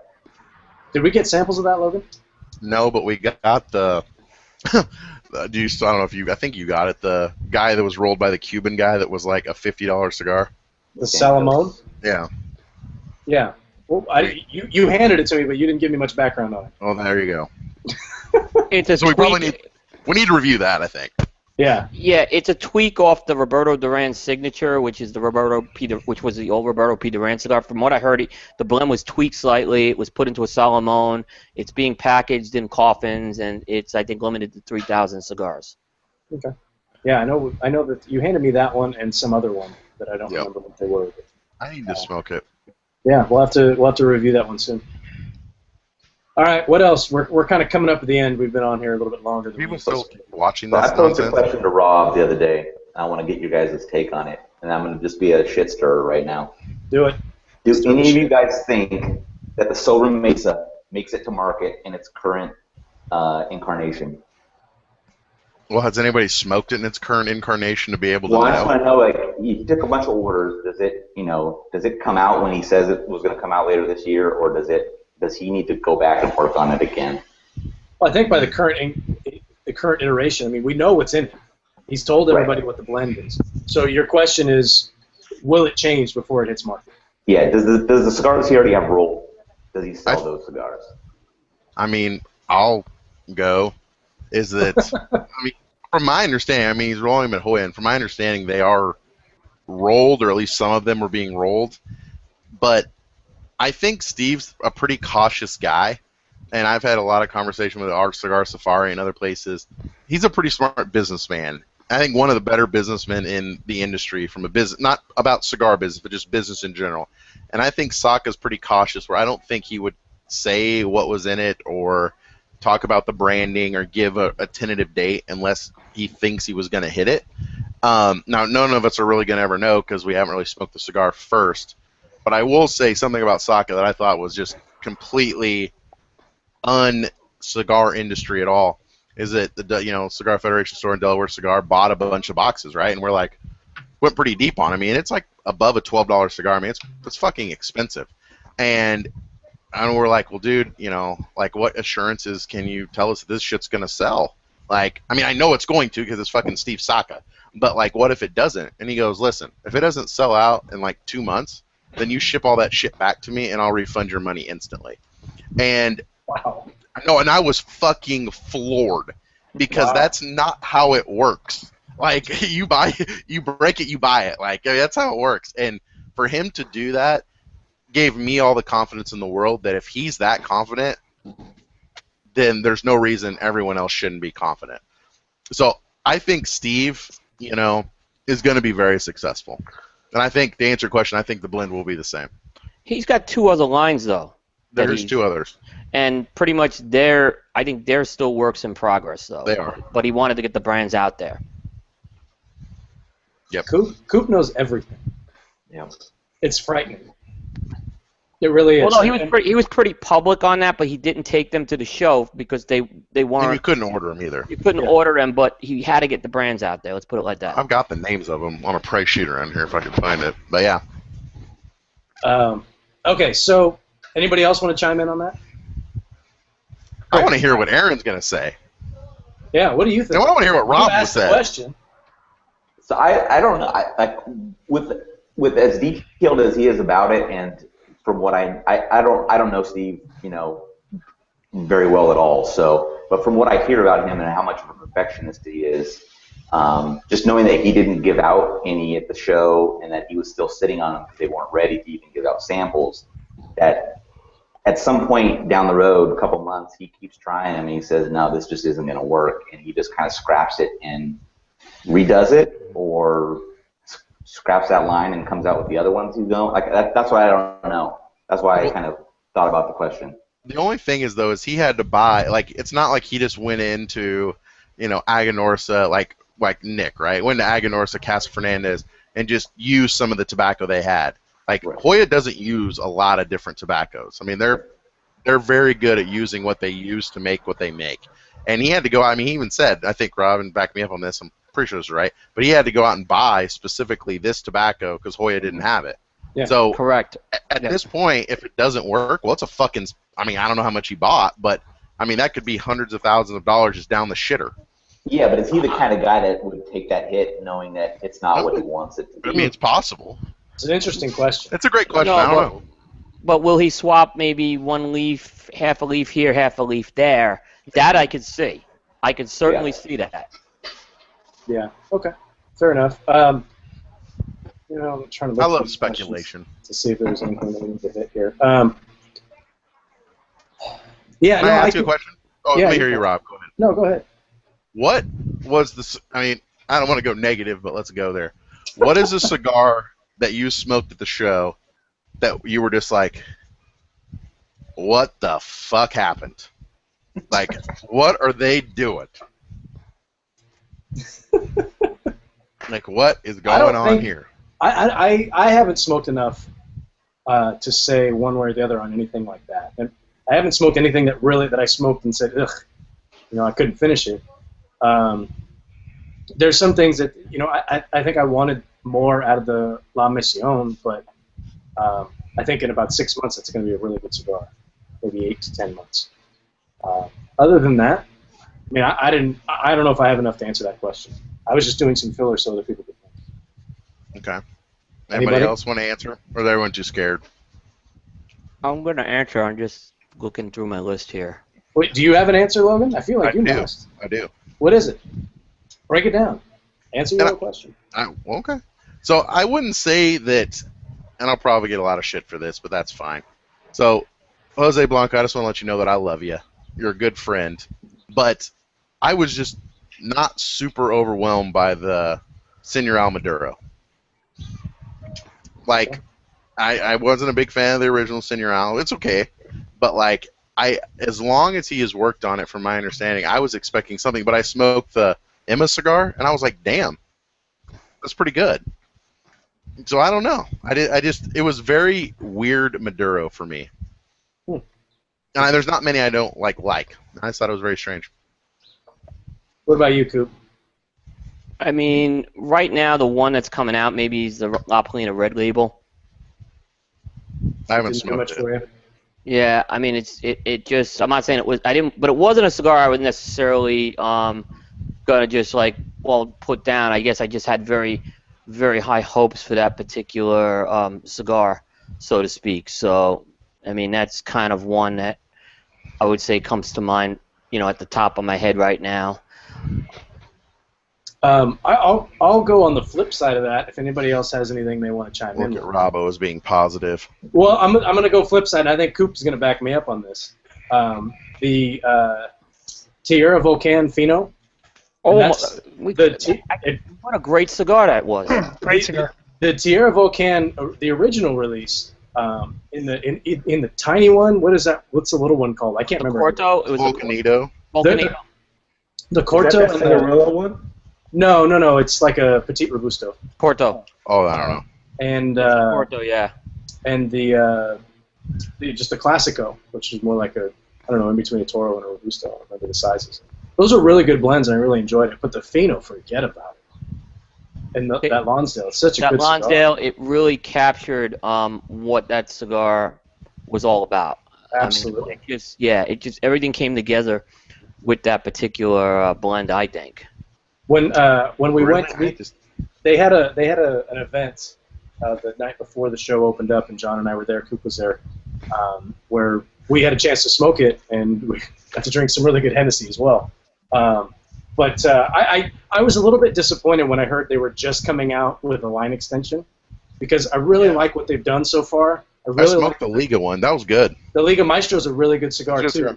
And I was really hoping for something new, but they're doing that. They're taking that same playbook out of the Illusione playbook, or page out of the Illusione playbook, I should say, and just kind of building on what they've already got. Similar to what Enrique has been doing too.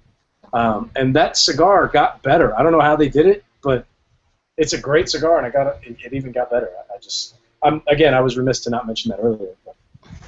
But, now, Coop, you can confirm this? The one that had the Tierra Volcan that has the Hennessy label on it, it's not a different blend. It's just for that event, right? I think it was just for that event, yeah.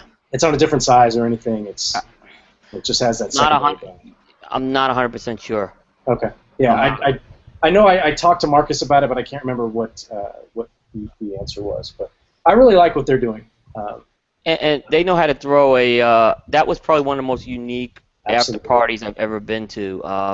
The Davidoff one's always a spectacle, but taking that aside, this was like in an old New Orleans type of house in like a neighborhood. Yeah. And this was just an event. This just felt like an event. It didn't feel like a cocktail hour or anything like that. It was really, really cool.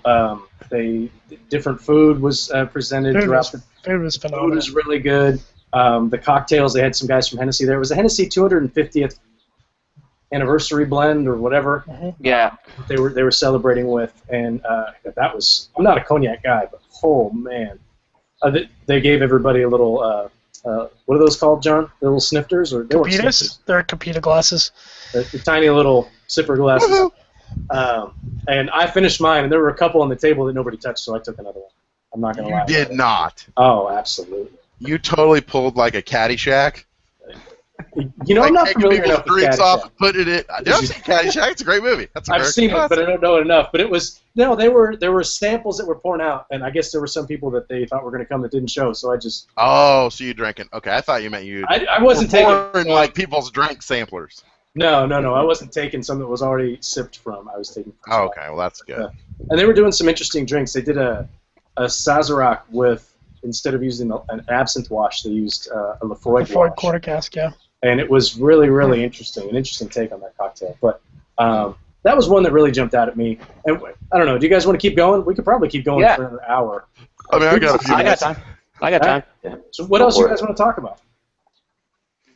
Let's talk about the fallout of some brands like Renato or Eddie Ortega or Wilson Adams or Rodrigo or Epicurean.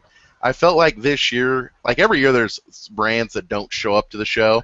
Like a couple years ago it was, Tiant Cigar Group, and then, very few. But this year, I mean, there was substantial where I'm like, man, there's like a good handful of people that we've had on and we followed them through CigarChat and Cigar Federation that just didn't come to the show. Not saying their brands no longer exist, but I'm wondering, I want to pose a question. Is this because that a lot of these brands are defunct and are just kind of over, or do you get the sense of a lot of retailers that are smaller just finding, or not retailers, but manufacturers that are smaller, brand owners that are smaller, just don't find it that worthwhile to actually go to the show?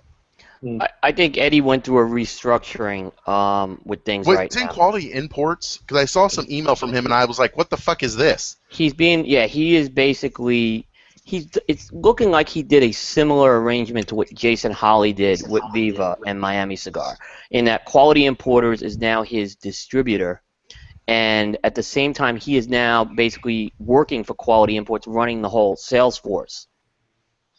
I did not know that. Okay. Yeah, and so he is that's what I understand. So he still owns his company, much like Jason still owns Viva Republica, but he's kind of also now wearing a second hat there. House of Emilio is going through a restructuring as well. I mean, it's very clear that they're streamlining the brands there. They're down to 5 right now. I wouldn't be surprised if that goes down to 4. And I think that model's going to change quite a bit as well. Yeah. With what's going on there. Renato, I'm not sure what happened. Renato kind of fell. Renato may just be simply a business issue more than anything right now. I just don't know if he's making money. They just didn't have anything new. He probably doesn't see any value to go. Yeah, but he hasn't done much. I mean, the Grand Empire Reserve Ecuadors really never took off last year. That was his big release. Yeah, and he's been at the show for 4 years in a row, and he seemed like he was all on the right track there. So yeah, it seems like you see. Sorry, Coop, I didn't mean to cut you off. No, not at all. It seems like you see companies that start out like Renato did, and we don't mean to pick on him. We're just using him as an example because it fits here. And I would even put like Epic Cigars in the same group. But they seem to be going in different directions, and I'm wondering why. And to be completely frank, I think Renato cigars are better than Epic cigars. Oh, yeah. The releases that I've tried, I've preferred the stuff from Renato. I think his stuff's really good. I do too. But it comes down to making money. And how many of these small companies are making money? Mm-hmm. I think that's what it comes down to. Like I said, I think Ortega and House of Emilio are different scenarios, though. I think they're just going through some restructuring, and I think Sean Williams is too going through some restructuring as well. He's been at the show for 10 years. So Eddie, this is his first show he missed in 20 years. Wow. Yeah, I saw Sean, and I can't remember who he was sitting with, and I said, we want to come back and talk to him. He's like, yeah, I'm not hiding. And then when I came back to find him, he was gone. But it's tough to track. He burned out. It's tough to track. Well, to be fair, it's not like we came back 5 minutes later. it was probably like 2 hours. But there was one manufacturer that I talked with pretty candidly about the pricing to be there, what IPCPR is charging these guys to be there, and when retailers feel like there's fewer people coming to the show, or sorry, the manufacturers feel there's fewer retailers coming to the show, it gets a tougher nut to put up when you don't feel like, especially this year, maybe a lot of people felt like the attendance was going to be down, and I feel like it was. I don't know what the numbers were. I think that's what Victor did at Victor Vitale did. I think he just downscaled it this year at the show. Didn't put a lot into this year's show, kind of anticipating it was going to be a slower show in New Orleans, and bring the thing back when it goes back to Vegas next year. He's got some plans already for Vegas next year. Another launch of Oro Vivo and stuff like that. So I think he kind of just planned it like that, but still had a presence at the show. But it was a very small presence this year. Yeah, absolutely. He said there were some issues with all of the stuff that was supposed to be in his booth, his couch. Nothing got delivered. Yeah, that's what he was telling us. And Dignity Cigars was another one that didn't have a booth this year. I know that they're not a big name out there, but he had been there the last few years, and he was there. He just wasn't. He didn't have a booth. There were also, on the flip side of that, there were some booths that I saw there that were pretty big from cigar companies that I'm not that familiar with. Like who? Like Sublime or Sublime or whatever the hell you call it. They always have a big booth, and It's a they're big always booth? just sitting there with their thumbs up their ass. I don't know what they do. And one cigar, one line. Yeah, basically.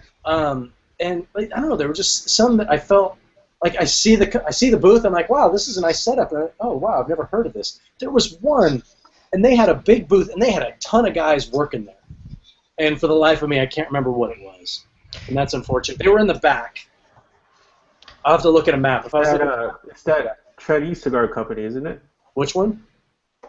Then there was a Chinese cigar company out there in which they had a ton of Chinese people tobacco. working They were They're always there every year. Great Wall, yeah. Great Wall. are they? That's what they're called. Oh, okay.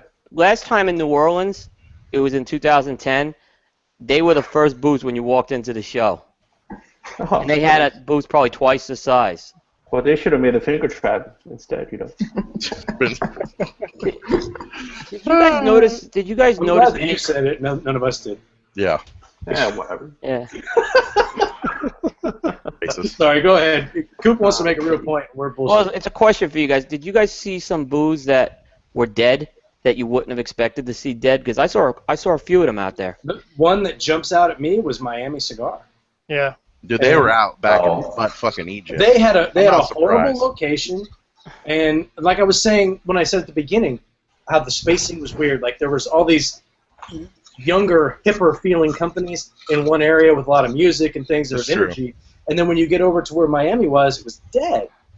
And I don't think it's not a reflection on them. I don't think, but it was just more a reflection on the location. See, but Phil Zengi was right across from them with Debonair, and his booth he had a huge show this year.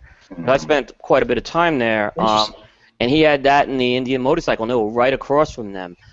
The booth I saw that was really slow this year was EP Carrillo. Yes. Mm-hmm. They seemed very slow this year, Yes. and they had a lot of product. And they had a lot of good product. It looked like too. It just seemed slow. Yeah, one that really jumped out at me was Cubanican. I think all the stuff that went on a week before, 2 weeks before, I think that really hurt them. Yeah.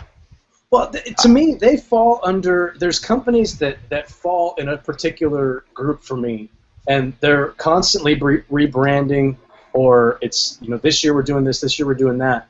And It's called the Ernesto Padilla syndrome. And maybe that's it, but I feel like T.L. Johnson falls into that same category with his Legend Reserve. It's reblended every year. Every 5 minutes. And I mean, if you find one that you like, it's like, well, which one did you smoke? Well, it was You from never buy a shit ton 2012. of them. Well, you can't get them anymore. What he should have done was put years on those, and then all of a sudden they're different releases. But I feel like Cubanacan is always rebranding. Like the cigars that we got from them, the samples that we got, are those new blends, or is it the same cigar with just new packaging?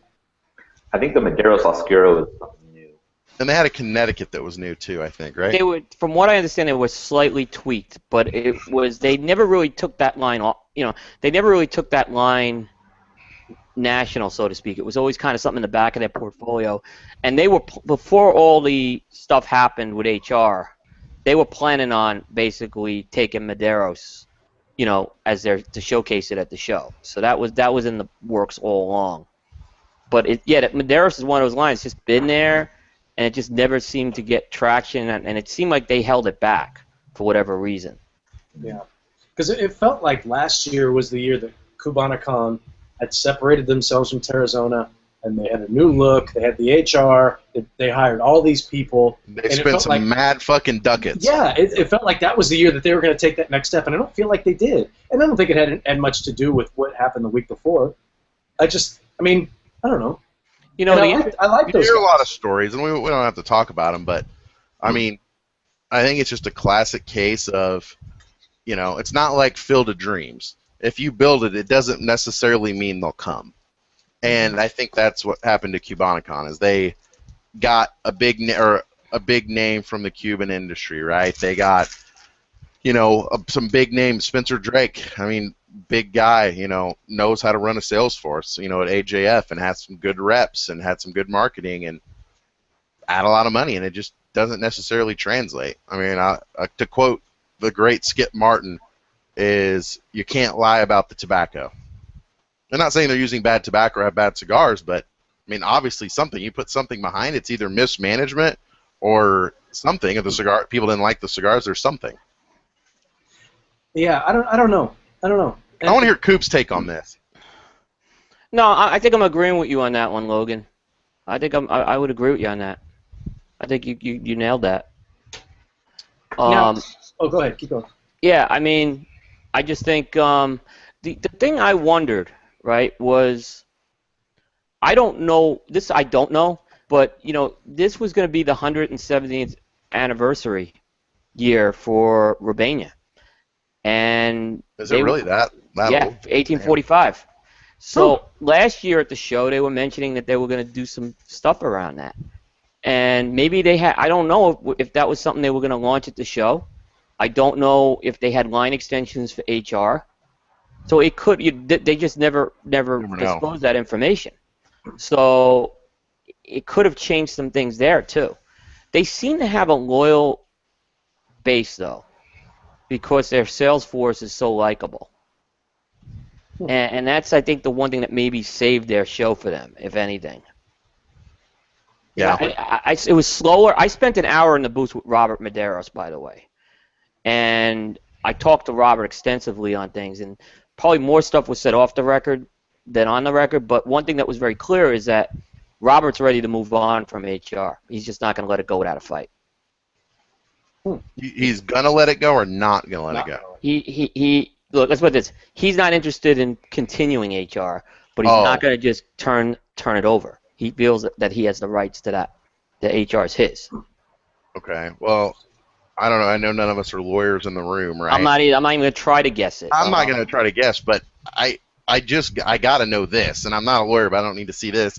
You're going up against Bill Paley, who is, let's be honest, he's a fucking billionaire. You're not going to win that battle. Well, Bill was so when I went and talked to Bill, and I spent about an hour with Bill, Bill's making no claims to owning HR. But he is going to be working with that factory that Omar Gonzalez owns, La Corona, and that Hirochi's a part of. So whether he distributes it or not, I don't know. Yeah. But Bill's not making any claims. He said he has no intentions of taking ownership of the HR line. And that's what he told me at the show. But you're right. There's still... money's still going to talk here. Yeah. There's no question. And those kind of things, money, that's something to litigate a trademark dispute like that. That'll bankrupt people.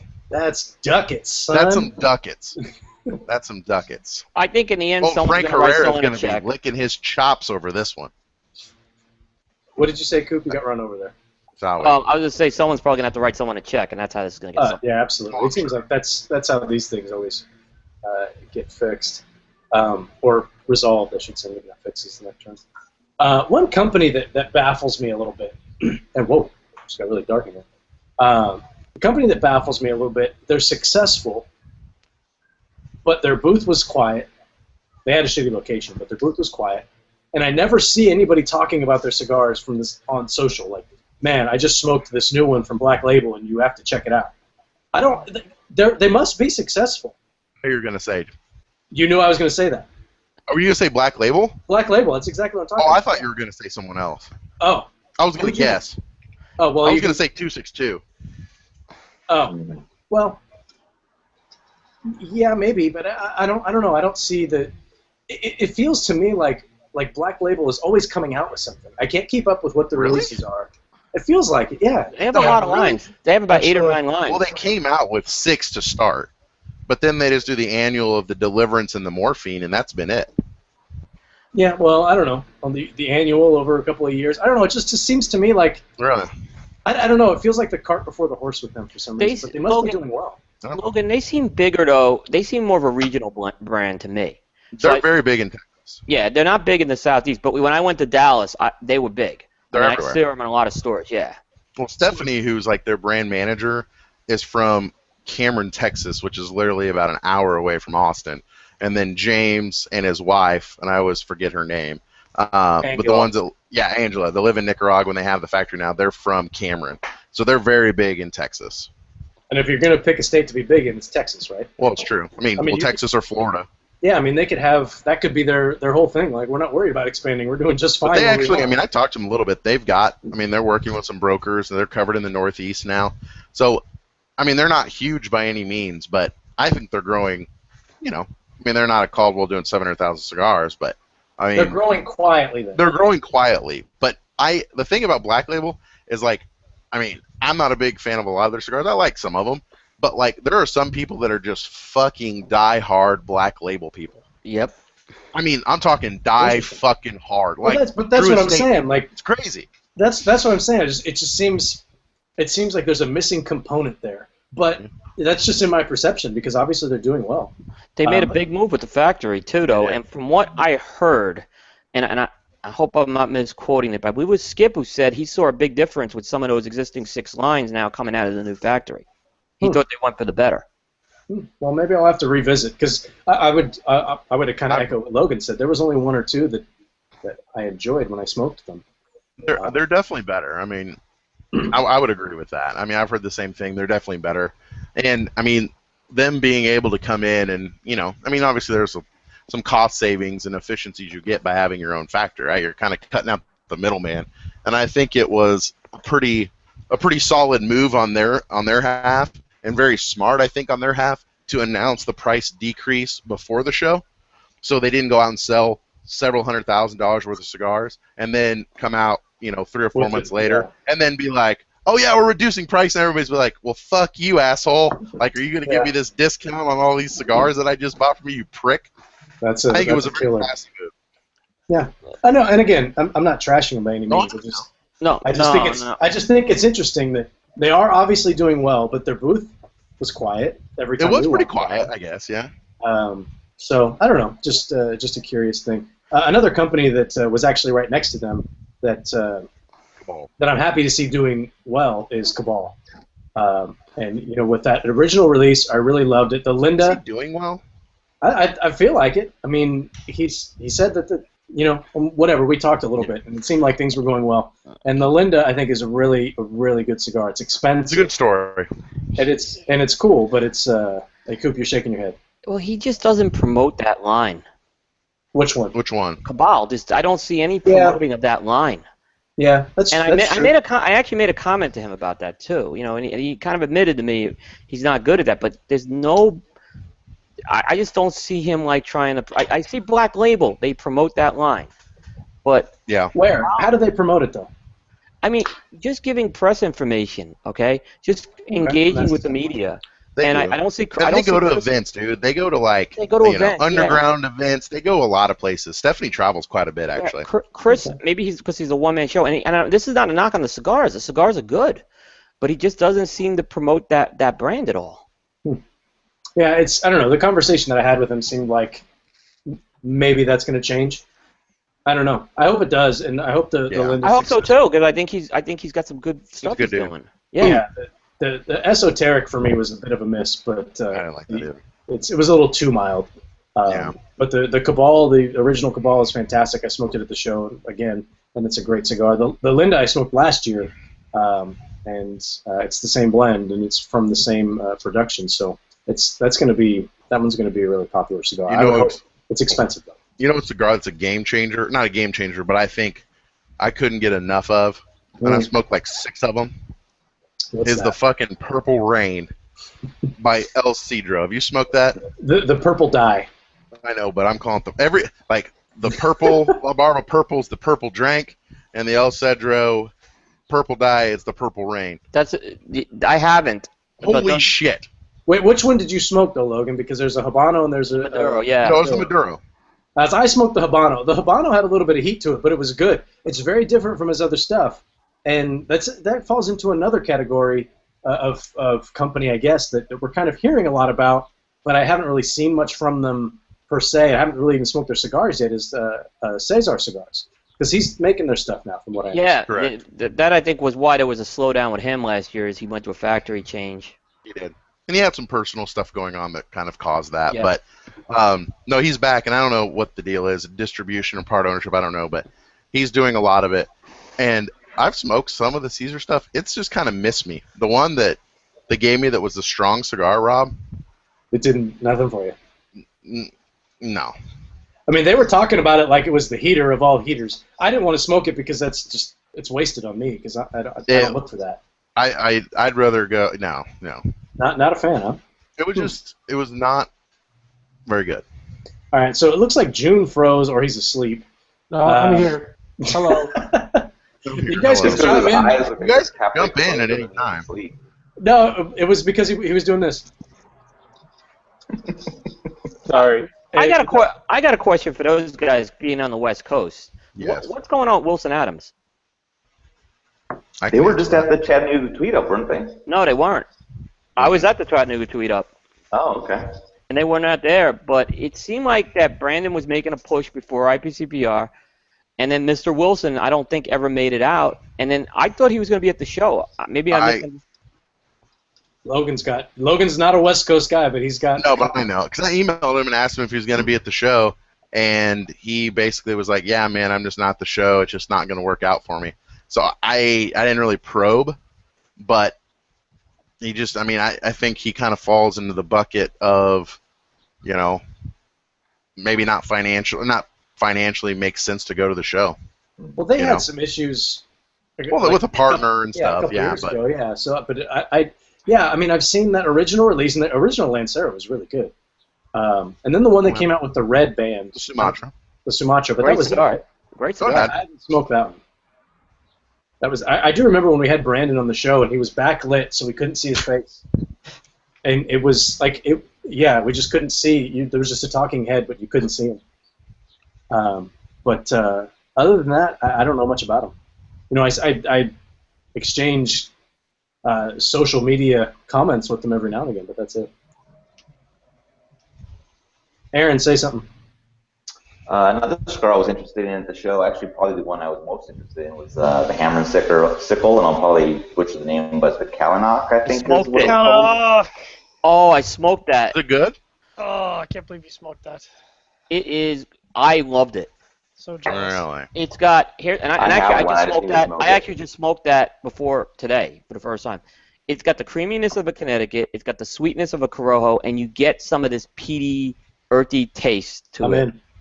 Yeah, I could smoke it. I'm not a Scotch guy, but I could smoke that thing. It's a really good cigar. So you smoked it, and you really enjoyed it just on its own merits. Yeah, he asked me to smoke it and give him feedback. He asked me not to review it yet. Sure. So I got an unbanded one, Interesting. and I was very impressed with it. We'll have to get them on sharing our pairings, absolutely. And is this one that's like cured in like over peat Yeah. moss? Yeah. Is that what it is? Yeah, so Not yep, peat moss. so instead of using wood, they use peat. They burn the peat. Interesting. It's a similar style to Kentucky Fire Cure, but instead of using wood, you're using It's heat cured. It's just peat. Okay. I mean, I'll say this: it impressed me more out of the gate than KFC did. Yeah. Interesting. Which is kind of what I was anticipating, frankly. That's why I've been saying for a long time that blows me away that nobody else has tried using peat for curing tobacco, because it's been used for 150 years. Why wouldn't you use it for tobacco? But from what I understand, and from talking to them, this was the first blend, and it's a 25% peat fire cured. Yeah. And there's apparently a 50 and a 75 they're looking at as well. And I'm 50's coming out in January, and the 75 is going to be coming out in, I think it was March. I put it on my write-up because we asked. He gave some good details on it. It's a legit cigar. It's legit. They're going to do well with it, I think. If they can market that thing right, they'll do well with it. It's very different than anything you'll have. That's interesting. I think that's one of the most. I think I'm excited. That's probably near the top for me for cigars that I'm excited to try. And I'd really be curious to see how you guys with a pairing show how that comes out. Just because I'm not a Scotch guy. There is. I mean, I don't tend to. When I drink Scotch, I tend not to have the peaty Scotches. So. Yeah, I'm curious. That's the deep end. I'm definitely curious. That one's going to be fun. All right, so we got to wrap this up. No, Robbie wants to go. We've been on for 2 hours. I'm hungry. I'm hungry, bitch. It's dinner time on the West Coast. That's probably true. All right, parting words of wisdom. I'm going to start with Aaron. Go. Parting words of wisdom. Yeah, what do you got? I don't know. I kind of agree with the overall topic of being a blah year. And just, I think maybe we're spoiled in the media in regards to the number of new cigars that come out. I think there's an overload at times, and there's not enough that wows you to make you want to like keep going after some of the new ones. It's just like some people just need to settle down and focus on their good lines. So that's kind of how I'd leave it. Yeah. Do you feel like that's happening? Not this year, but maybe next year. Who knows? Okay, interesting. John, you're up. I'm interested to see how things shake up for the IPCPR in Vegas and whether any FDA legislation is going to hit before the show. Because, I mean, I'm really looking forward to being able to talk with manufacturers after the show, share a cigar. You know, the big, and Coop kind of touched on this, I think the big part that was missing in New Orleans was our ability to sit at the circle bar and have conversations. And so, you know, more so than even last year, it felt like, you know, we got our 6.5, 7 hours on the floor, and then that was it. We didn't have any time after the show to talk about, you know, off the record what's coming, and that's invaluable, I think, for us. So. Okay. June. Felt like being a first timer. The show was a massive beast. It was fun. It was a lot of fun to go.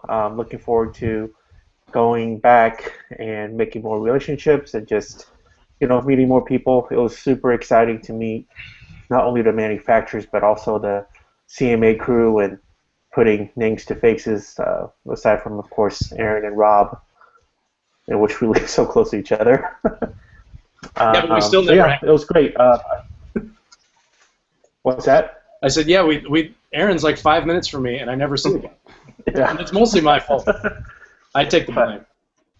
Yeah, I mean, it was great. I think in general, I don't feel like I was all that excited about a particular line or any of that. I think in the NC non-Cuban market, I always go back to Dion stuff. I think it's really hard to beat Dion stuff when it's something for me in terms of what I like. It was just flavors that's not going to beat me over the head and just great body, full flavor cigars. So cool. All right, Logan. Oh man. That's it. That'll be your parting word. Yeah, I mean, yeah, fuck. I mean, I don't know. I mean, I think it was kind of like I said, a down show. I'm interested to see, but I mean, I think two trends that I noticed, and I'm gonna call them, is that I think this was kind of the first year of the right. I mean, I think we would all agree that there's kind of an oversaturation of the market in terms of new companies. I think competition's a good thing. Obviously, I'm a capitalist, but I think with seeing, you know, the 6 or 7 brands we've talked about that weren't at the show, I think next year you're probably going to see that many, or maybe double that amount that aren't there. And I think this is kind of the first year where, with regulation, tobacco prices going up, competition, I think you're kind of seeing a right sizing of the market. Another thing that I'm going to guess is that attendance and for Vegas I bet the show next year will be substantially better. Yeah. Great. Be careful out there on that limb. I think so. I love when I say things to Logan. He just ignores them. Doesn't. No, I hear know them, what you said. No, I mean, I am out on a limb, but that's what I believe. Well, no, you're not out on a limb, is what I meant. I said be careful out there on that limb. Like, it was kind of I'm being sarcastic. Well, I didn't catch your sarcasm, ass. I was laying it on pretty thick. Verbal irony. I couldn't tell the verbal irony. Irony. All right, Coop. So, last 2 years have been two very good years for online media at the show. There's been this myth that there's been this ongoing war with the online media and IPCPR. It's been isolated cases. I'll say that. There have been issues, but they've been isolated.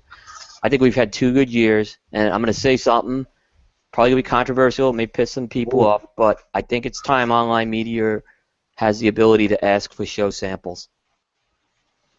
I think we need to move on with that. We're behind with other industries. It's a necessary thing to review product, and we're kind of always in this cat and mouse game with it, and I think we need that ability. And if anyone from IPCPR is listening, I'd love to engage in a conversation with you on that. So we all make little jerk comments, and then Coop comes in with a serious thought. But no, I would and I appreciate it. I would agree that the relationship between media and IPCPR and just the manufacturers in general. This was my 3rd show, and it seems to get incrementally better every year. And I think that part of that is the recognition of, well, this guy's come. This is the 3rd time, 4th time I've seen this guy here. We know this site. We know what they do. We know that their reputation. So they're a bit more open, maybe. But I think it's just a combination of things. I would agree with that. And it didn't feel like at least there weren't any issues that I heard of this year as far as anybody. The biggest issue that I saw, and John, you can back me up on this. You know exactly where I'm going. Oh, dude, yes. I don't know if Logan does. I was there. No, you weren't. Partially. When this was in the general booth. Oh, I thought we were talking about the Drews. Oh. No, when we're that guy, the French guy. Yeah, the French. What the hell was he doing? I don't know. Anyway, That's what they're. We could get back into that, but we're in the general booth and we're interviewing Rick Rodriguez, and we're talking about the Polone, and we're filming. It's very obvious. It's been carefully staged. Yeah, everything is, and it was staged by Victoria. We didn't do it. She made sure that this was set up the way it was. And there's some retailers who are coming around looking for samples of the Polone, the CAO Polone. And these guys, were taking. This guy walked away with 2 armfuls of cigars, probably 40 sticks. And he was looking for a different Vitola, I guess, and reached into the shot and took the samples that were in front of us. And Ricky was very diplomatic and said, hey, we're doing something here. There's samples over here. We can get those for you, blah, blah, blah. And one of the retailers just lost his head. Was like, fuck this guy. We're not selling his product, blah, blah, blah, and just stormed off. Wow. And it was, that was my first real insight into, and I understand what retailers are doing there, but I was stunned.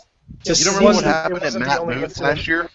This was different. This was kind of along the same lines, but I mean, these guys took, and I don't know who they were. I'm not familiar with retailers in that sense where I could, pick them out by eye. And maybe they were somebody really important. I have no idea. But I mean, we're talking about reaching down, and the big boxes that the general guys have that are out there, 150 cigars in these boxes. They're big, cardboard boxes, and this guy reached in an armload and an armload, and he's walking away, and then he comes back and he wants different Vitolas or whatever, and it was just really, I would never do something like that. It's a different beast, but I felt like, given your comment, Coop, that was the right time to mention it. No, and it's a good. I mean, there were reasons why the rules were put in place to not ask for samples, and I get it. And I think it was more because there were people who were coming to the show for the wrong reasons. But now that there's people who are, I really didn't see anyone who was a last year there was actually one problem guy, and he wasn't back this year. I know. I was so glad. I wouldn't say glad, because he is like the ray of sunshine that I have when I go to IPCPR, because he always corners me and asks me for something for hours. But he was not there, which I was kind of actually very surprised by. And I thought it was a good thing. So we didn't have. Yeah. I mean, even the guys who there have been some issues with who were back at the show this year, I thought they did a great job. So. Yeah, everybody that I saw. Yeah.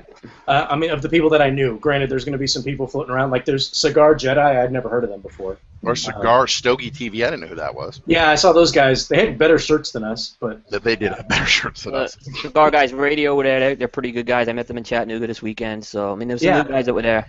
Everybody that I saw that I recognized, I mean, you stop, you say hi or whatever, but it didn't seem like there were any issues. But yeah, that was kind of an eye-opening event where it was, look, we're just here we're covering your product, and to Ricky's credit, I mean, he's like, look, we're doing something here. If you guys want to talk, just give me a minute and I'll be done. I mean, and literally, 5 minutes later, we're done. But you said about asking for samples. I've never asked for samples. But we should be able to.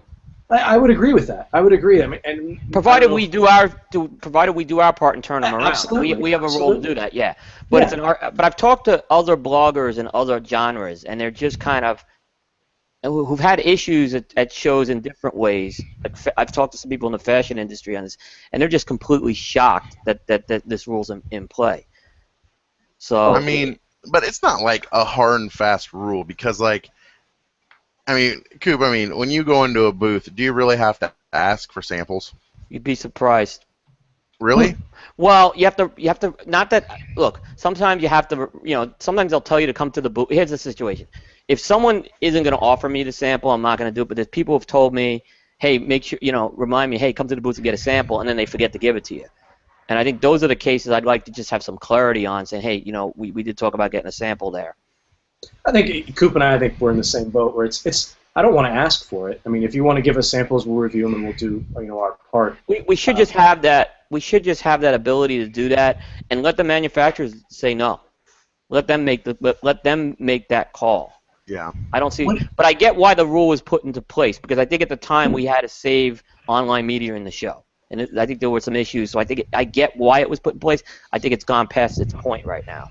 What do you think? And this is we've never had this conversation before, and maybe this is something better to do offline. But what do you think about something where it's a package that's put together either pre or post for each website or each person who is coming to the show to cover, and that's either sent to you or it's made available to you like the first day or the last day or whatever, where it's samples of everything is just included?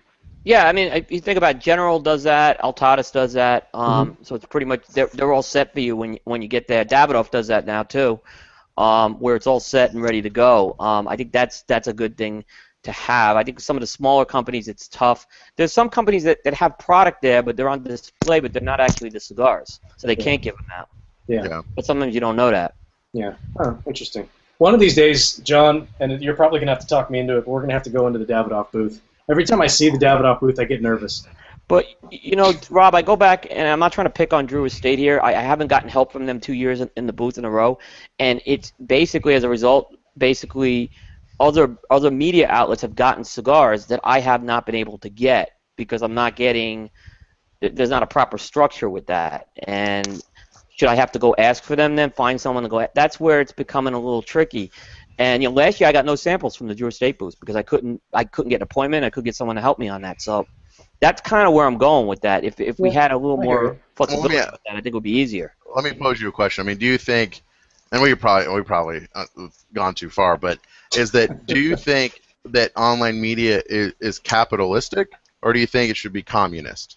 Because do you think every reputable online media person should always get all the samples?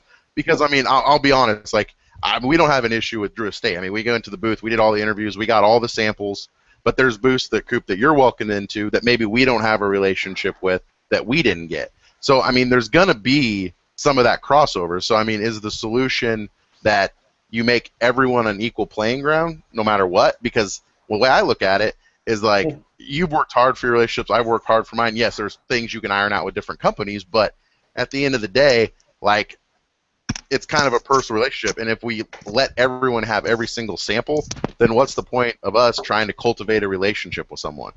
Like with us, with Roberto Duran, we went down to Miami and went and hung out with them because we had some time and we were trying to cultivate a relationship, Right. So. I think it's a capitalistic thing. There's no question about that. I think in the Drew Estate, that's why I said I'm not trying to pick on them. Oh, I know. But if I had that ability, I know someone would have given me those cigars, right? And I just, like I said, because of the rule, I didn't want to. I kind of said I'm going to stay in the parameters of the rule. Oh, of course. Yeah, and that's kind of where I'm going. Again, it's not to pick on them, but when you have a scenario, it's a little bit of a chaotic boost, so to speak. It is. It very is. So it makes it a little bit. But is It there a relationship where I'm going to get a cigar that, because I have a deeper relationship that maybe they're not giving a lot of samples of? That absolutely is the Possibly. case, and I think we should be using those to differentiate our brands. Agreed. Yes. 100% agree.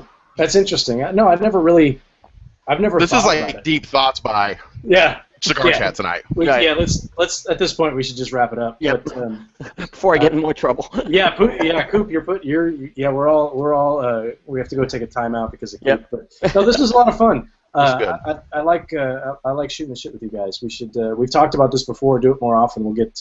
Yeah. Seth wasn't invited this time because he wasn't at the show, but we'll bring Seth on next time because he's a lot of He fun. wasn't allowed to be at the show. Yeah, he gets. I invited him. The second he came over on Bastille Day. He was banned. He was banned from the show this year. Did you see that he was banned from the show? Oh, I saw. Oh yeah, that he you was didn't see banned. that? And I can't believe how many people thought that was real. Oh, they did. I got asked know, Jose Blanco on it. I know. That's funny. Unbelievable. That's awesome. All right, I'll wrap it up, guys. We'll be back. Thanks for hanging out, and you guys have taken a lot of your time to chill with us, so I appreciate it. Yes, dude. Guys, thanks for sticking out with us, and everybody's still watching. Who was watching before? So there you go. God bless you. Appreciate it. Yeah, and all you Thank you. the podcast listeners who have hung out with us, appreciate that as well. We'll be back next week. Our guest is TBA because Logan hasn't done his job of booking guests. No, you haven't. But we have pipe dummies this week. We have pipe dummies Wednesday. Oh, we have pipe dummies on Wednesday, and it's going to be an hour later, 6 p.m. West Coast, 9 p.m. Eastern. Because somebody knows what your schedule is in their calendar, and they saw that coming and made sure it was an hour later. I appreciate. Oh, John. that was you, John? Yeah. Awesome. Yes. Thanks. Well, I was going to give Logan credit for that. I was stupid. No, so we'll be raging some bowls on Wednesday. All right, guys. Thanks for hanging out. Appreciate it. Everybody have a great week. Stay safe. We'll catch up with you next week. Later, people. Thank you.